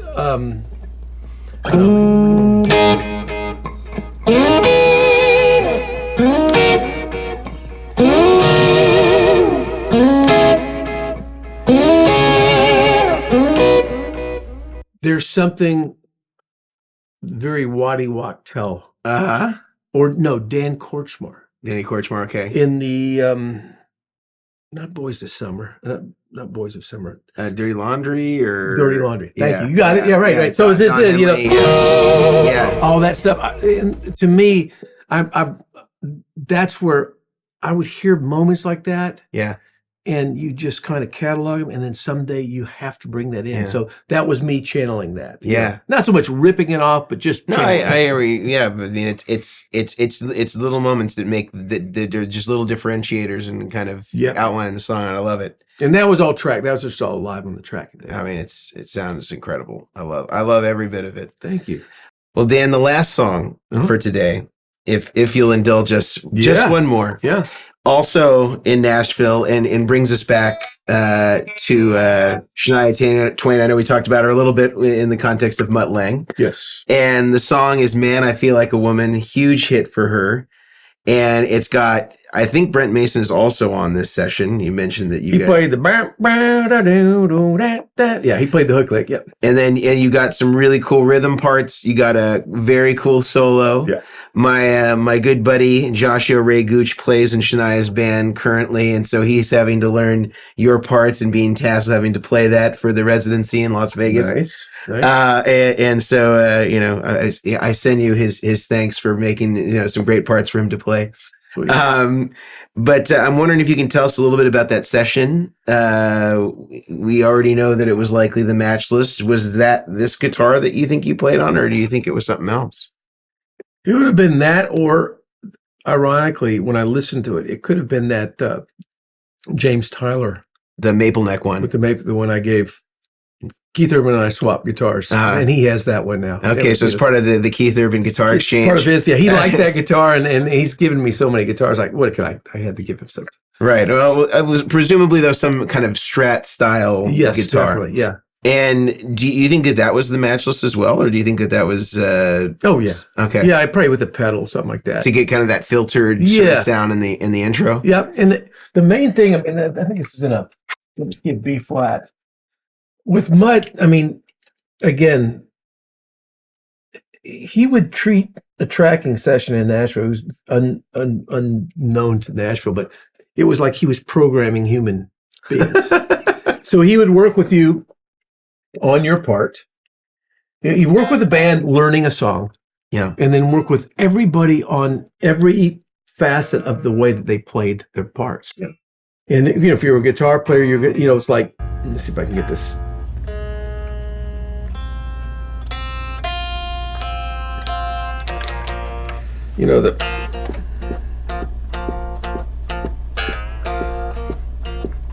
ZZ Top is what it is, right? I mean, but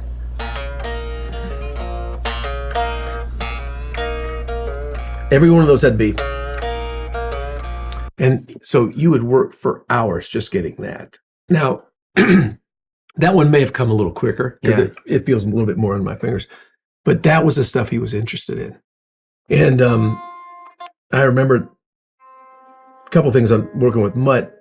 When he originally started doing Shania, he told me he was going to do it. We were over in England doing something. He said he was doing a record in Nashville on a girl. And he said, but you're not going to play on it. I said, why? He said, because you don't know anything about country music. So next thing I know, I get a call from him, and what he likes about my playing was he just liked my wrist. Mm-hmm. He just likes the way I play rhythm guitar. Uh-huh. So that was where we really hit it. And I think I may have mentioned to you on the phone, but it's an antidote, which I think is, I mean, if anybody cares about ups and downs of studio guitar playing, I was on those sessions and I'm working with Brent Mason, again, arguably one of the greatest of the greats. I had no reason to be egoed out, but I was a lead guitar player, right? I mean, and I'm sitting here just going this, and it's like I told Mutt, I said, Mutt, maybe I shouldn't do this record, because you just use me for these little piddly rhythm parts. And he just laughed at me. I mean, he laughed with me, I should say. And then you can play whatever you want. You can play any solos you want. Yeah. So I just want this rhythm. That's what I need. So it, of course, exposes my ego out of control at that time. And, I fell in line, and that was the end of that. So, but yeah, I'll play this song. Yeah, let's play it.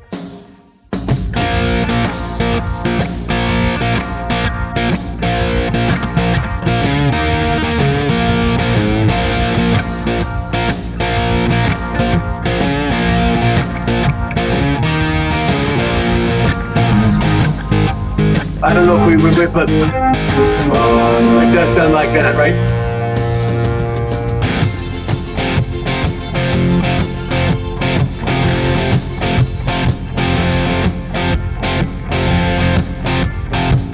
Anyway, you get the idea. The key was in the articulation.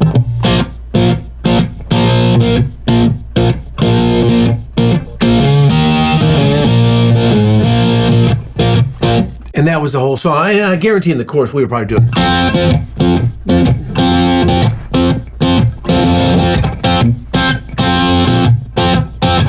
Whatever. Yeah. That was it. And that, we would sit there. That was my part. Brent had the, and I was jealous because I wanted to play that part. Which, it doesn't make sense, but it did then. Anyway, but that was the deal. Yeah. And I guarantee we probably tracked that song for 8 hours. Wow. With the band to get it that tight. Because again, remember, there was no Pro Tools. Yeah. And he was, he wanted that sound. And so we would track it until we got the drum track that he wanted. And then everybody would go back and you would get it to the point where every bar of every part was exactly the way he wanted it. Wow. Man, this is so cool, Dan. And then I went back to his, I mean, you don't have to do it, but if it's like the solo.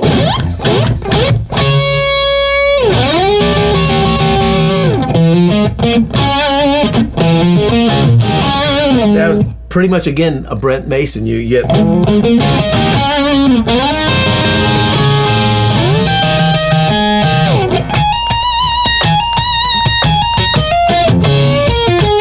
You want to just play it to the track? Sure. Yeah, why not? I like that solo. It's a great solo, great composition. Simple.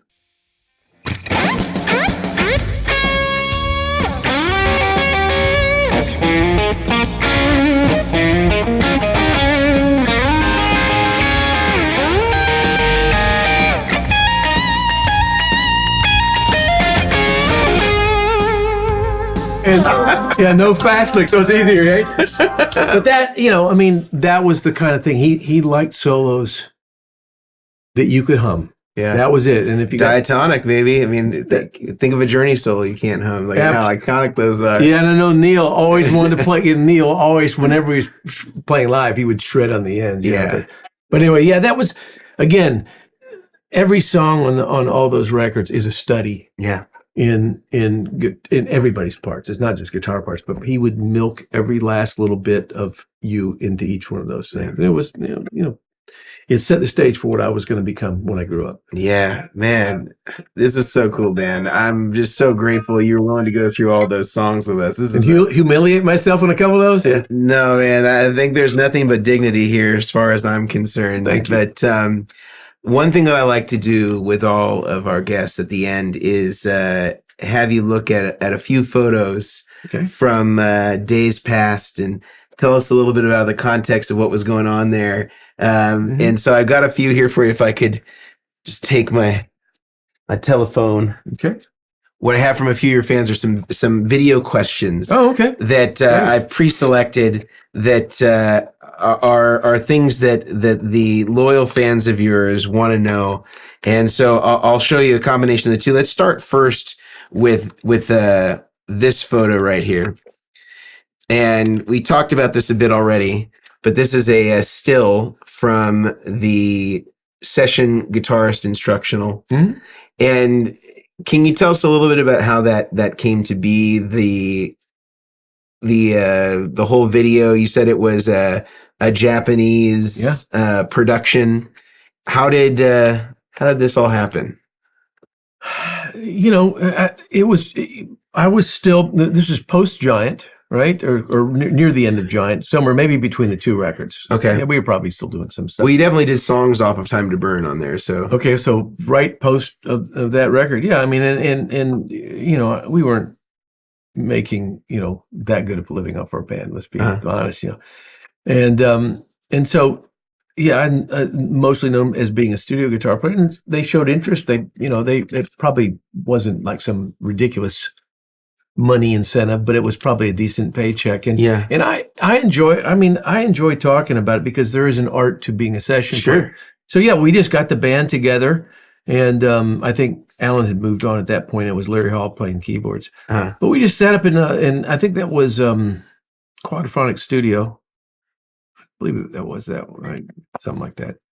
Yeah, I got all my stuff there. Those are my the two giant racks, and 5150s didn't use those much, but then I probably slaved the Bassman I think that those are two heads, aren't they? Yeah, two Bassman heads. Interesting. It actually looks like a Showman's on the bottom. Yeah.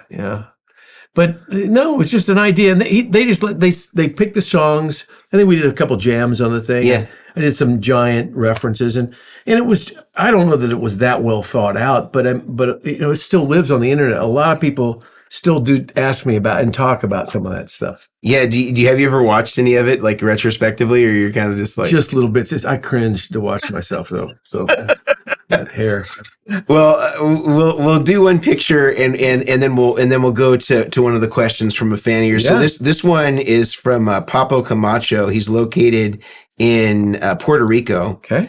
And he's got a question for you. So I'm going to play this for you. And I wonder if when you started doing session as a guitar player, I wonder if you already have in mind to dream or to be a producer in the future, or if that's something that came along the way, and if so, how that happened. You realize maybe the reality of the business as a session guy versus a producer, or people encourage you.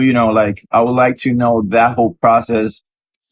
So transitioning, if I'm interpreting that correctly, transition from a session player to a producer. Yeah, like did you know that was the direction that you wanted to go, or were you seeing the writing on the wall? I think is kind of what he was asking. No, in answer, thank you for the question. In answer, I didn't see anything past the day I was living, pretty much. I was my studio career. I had two distinct separate journeys. Was LA that was great. I didn't leave it because I was failing in it. As a matter of fact, it was at the height of it for me that I quit and did Giant. So I don't know what that says, but I was young enough to where you're not thinking about the future in the same way. Yeah. And I was still into taking some risks. Yeah. The second half was when I was in Nashville post the band, and I was to the same place. I was playing 2 to 3 sessions every day. So as a session player, you're making really good living. I mean, it paid so well. Yeah. And the writing on the wall, I think if I thought about it, was that ultimately it's hard to go on, into your 40s and 50s as a session player. Now, I know a lot of guys that are doing it. Yeah. Might I have done it? I would like to think I probably could have, because I would have kept growing from that standpoint. But it was specifically, I alluded to it a little bit earlier, it was Mutt Lange. I had a little bit of interest in it and dabbled in it. And even in our records on our band, I wasn't listed as a producer, and not taking any credit away from Terry Thomas, because he was the producer. But artistically, I knew about the architecture of making records. So that was an interest to me. Mm-hmm. And all it took was Mutt Lange. Of course, there you go. I'll just pick that name right off the floor. And I mean, when you have arguably one of the greatest of the greats saying, endorsing you to that degree, and not just encouraging you, challenging you, and endorsing you to do that. Yeah. How can you say no? Yeah. So it was just basically on faith, because I knew that if I was going to do it, I had to get to the back of the line. I was in the front car of session playing at that time. And when you all of a sudden you pick up and you start competing against the same guys that had hired you for the last 10 years.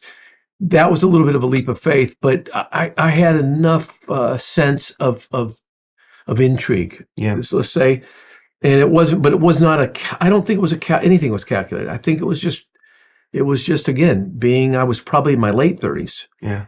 And it was like, I got to try this. Yeah. So that's pretty much how I remember it. All right. So here's another photo. This is a Schecter ad in a Guitar Player magazine, and you got a Schecter there. You got your polka dot shirt. Do you remember this photo shoot? Well, yeah, vaguely. I mean, it's like, what was it, a giveaway? You're giving away a bunch of stuff, and like it looks like an Eventide H3000 and some other rack gear. A rack-ish kind of thing. It was a Paul Reed Smith amp. Yeah, when he dabbled in that. I wish I still had that amp. And is this where you met like Tom Anderson or James Tyler? Was when they were with Schecter, or had they already... No. James Tyler was in when I was just moved out to LA. Okay. Schecter, I was playing some Schecter guitars, and I don't think I have any of them. And they were great guitars, by the way, too. I think I had Schecter Telly at that time. Okay. But I think that may have been a guitar they kind of said was something, an artist type thing. I think. I don't. Yeah, there is like a Schecter, like a couple of them I've seen around that have like a Dann Huff signature on them. Yeah. One of them was like a hot pink or something like that, or ill faded. Yeah, that was the end of the. Yeah. No, I looked like a French poodle. I'm embarrassed. Those things are on the internet. I like the jeans tucked into the boots. That's a special look. So you're saying the curls weren't natural? That was a perm. I was so not meant to be a rock star, but that was the receding days of that. You know, you had to. I could sing pretty good, so you had to kind of do the thing. Yeah, no, I get it. Yeah, you had to play the game. I'd love a letter to self back then. It would be calm down, young man. Yeah. All right. Well, we'll go to another question here. This is from Richard Watson in the UK. I had a question about Dan's early days. The impression we get looking back is that Dan hit the studio scene like a tornado, already obviously a very advanced player. So what did Dan do to prepare himself for that? What did a practice routine look like for a young Dann Huff? Was he playing along with records? And if so, what kind of records? How did he get that technique together? How did he get his fretboard knowledge and improvisation together? I'd love to know. You're the best, man. No, that's kind. That's pretty kind. He pretty much stated it in the question. I grew up, and I think at 13 I determined I wanted to be a studio guitar player because my dad was an arranger. He would take me to sessions in Nashville. So I remember some of the earliest people I met were Reggie Young. Mm-hmm. These guys were so kind, probably because they were getting paycheck too. Reggie was that kind of person. But I mean, I was the son of the person that was hiring him. So I just would sit in the back of the studio and just, sponge. And it was 13, 14 years old. Blow by Blow came out, Room 335, Al Di Meola, Elegant Gypsy, Asia, Bill Withers Live, which I at Carnegie Hall, and then every other record that I would trace through lineage of guitar players. And it was just needle dropping and learning solos, learning rhythm parts. I was a human sponge, and I would play pretty much 8 to 10 hours a day. And when I would go to school, obviously, until, I was an athlete. So as long as I kept my grades up, and my dad, who was a professional musician, he said he didn't need to push me in music. He was trying to push me in everything else because he felt like I would be too one-sided. Mm-hmm. So I had a great home life and a very balanced home life. When I was 14 or 15, Belmont College, back then it's university now, which they have a pretty advanced music program, studio and stuff like that. They would give me rides over, and my parents would let me play sessions in my early teens until the wee hours of the morning, as long as I kept my grades up. Yeah. And that was just the die was cast. So getting to what he was talking about, my career, that it did launch like a rocket ship. It was a number of things. I was extremely prepared. I was not that fearful because Sherry and I packed up 2 little cars, no possessions, and moved out to LA when I was getting good work here in Nashville. Yeah. There was an opening, and I just happened to play the right stuff at the right time. Yeah. Because there were other guitar players that have different stories. They had to wait 5-10 years. Mm-hmm. I remember talking with Michael Thompson, phenomenal studio guitar player. His wait period was longer. Mm-hmm. And he said he used to drive a taxi, because who knows why? Yeah. There's nothing fair. There's nothing scripted about it. Yeah. You can't network and make that stuff happen. Yeah. It just happens. And, so I was the recipient of that, but also the credit I will, none of us are self-made. You have so many other components coming into it to help you be who you are. But you have to, one thing that I had is I was very prepared. I couldn't read very well, but the guys who told me and encouraged me to move out there said, don't worry about that. They just want the touch. They want your creativity. Mm-hmm. But once I was able to let go of that fear, got out there, and then, you've traced some of the things. It's just, if you are consistent enough, you know how to work with people. I'd already played years of demos here in Nashville, so I was ready. I was ready for that big moment. And then, things have to line up. Not only do you have to play well, get along with people, then some of those songs have to become hits. So, you can see how there's a lot of work there. But that was pretty much it. Yeah. Digest everything and be able to cover a little bit of everything that's going on. Yeah. Well stated. Well stated. Last photo for you, Dan. Here it is. It's cruel. Your PRS, and the text says blasting out of session land in signature PRS. Was that a signature PRS? So it's alleged. It's a piece of art. I still have that guitar. I love that. Yeah. And I like the sunglasses. That's about all I'll comment on that. And you did like denim.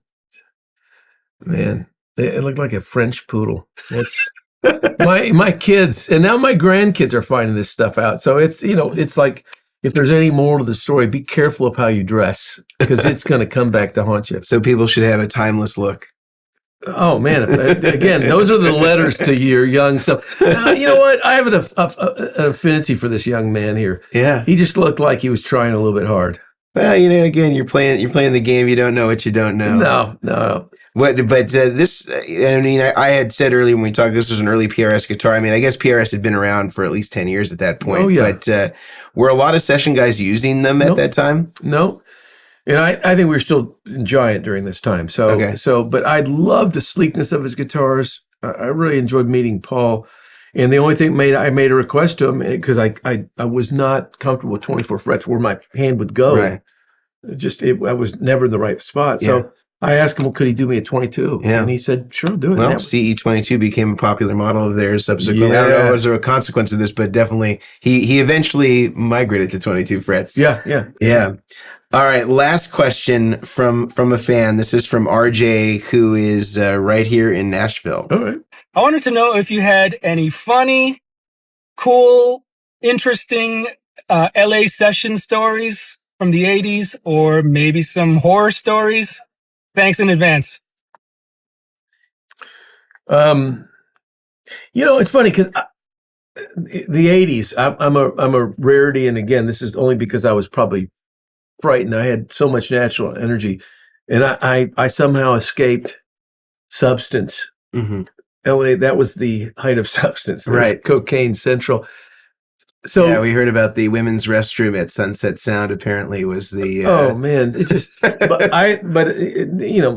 Again, I was raised in the bosom of Southern evangelical, so a good healthy dose of fear. I was married to my junior high sweetheart, so there wasn't a lot of room for me to screw up, and I didn't. I made some good decisions, but as far as like the crazy stories. I saw guys, smashed out of their minds. It was becoming, I will say this, in the 80s, it was becoming a little less accepted because, music was taking on a more athletic, shall we say, we've witnessed in some of this stuff. Right. And so you couldn't be as blitzed all the time. And I think it was a little bit more efficient when I came in. Mm-hmm. People were starting to say, we can't keep spending this much time on these records. They were spending a lot of money, but I think from what I understand, the stories of the 70s with all the cocaine, I think that was starting to recede. Horror stories, I think horror stories are the ones where you learn. Yeah. And it's funny because, I'm going to tyou this. You don't have to act surprised because I alluded to it in the kitchen, right? Yeah. I think I had 2 times when I was, and only 2 times that I can remember in sessions that I was scapegoated. There was a time in Nashville that I was playing on a Lou Rawls record. I was probably 19 or 20. Very famous producer at that time, a guy named Ronnie Hafkin, who's remained a friend all these years. He produced all the Dr. Hook records, and he was, they were doing pop records out of Nashville, and so he hired me to do a Lou Rawls record. Well, it's great. It ended up being the record that exposed me to a keyboard player named Robbie Buchanan, who was the guy who got me to move to LA a year and a half later. Mm-hmm. But going back to that, he had hired famous studio players, and I'm not going to mention the players because this is part of the story. They were famous. Some Muscle Shoals guys. It was Muscle Shoals guys, some Nashville guys, but it was the who's who, and I was the child. But I was the hot child, at that time. And the session hit a hiccup, and I was Ronnie Hafkin, the producer. Hey, Danny, why don't you set this one out?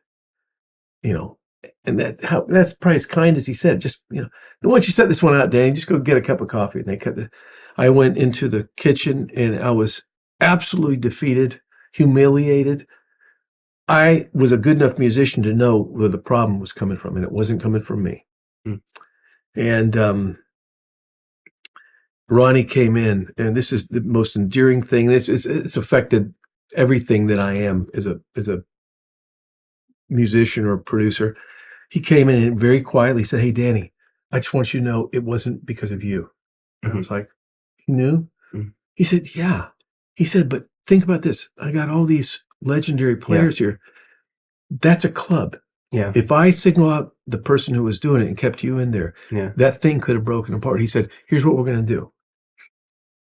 If you can come in tomorrow, I'm going to have you replace all the guitar parts on this thing tomorrow." And it was like, I still get chills thinking about that, because what that meant, number one, it affirmed me.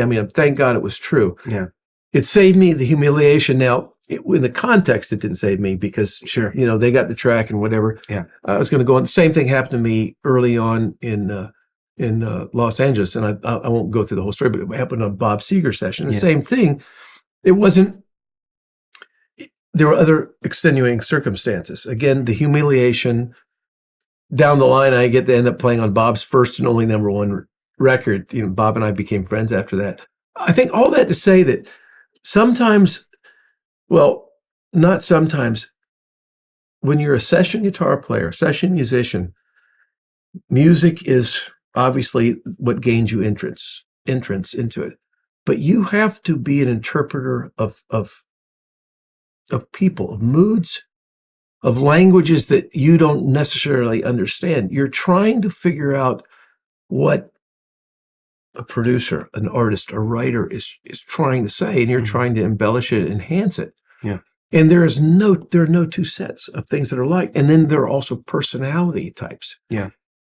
And you have to navigate all that stuff. So sometimes taking your lumps also makes you more empathetic to situations, because it's egos. It's all the above. And it's not just one thing. You could be the best of the best at what you do, but if you can't play as a team player, and that means you got to at least understand it. You got to understand your situations. Those were probably some of the best teaching moments that I had, albeit they were very humiliating. Yeah. Wow. It's a good question. Yeah, it was a great question and a wonderful answer. Dan, I can't thank you enough for all of your contributions to music as a session guitarist. And, we didn't even talk about any of your work as a producer, but I'm just so grateful. Thank you so much for having us today and just taking us through all these amazing songs. I'm wondering if you would be willing just to play a little something that we could just fade out the interview on. Play a little something to interview. Play a little ditty you've been working on. I haven't been working on any little ditty at all.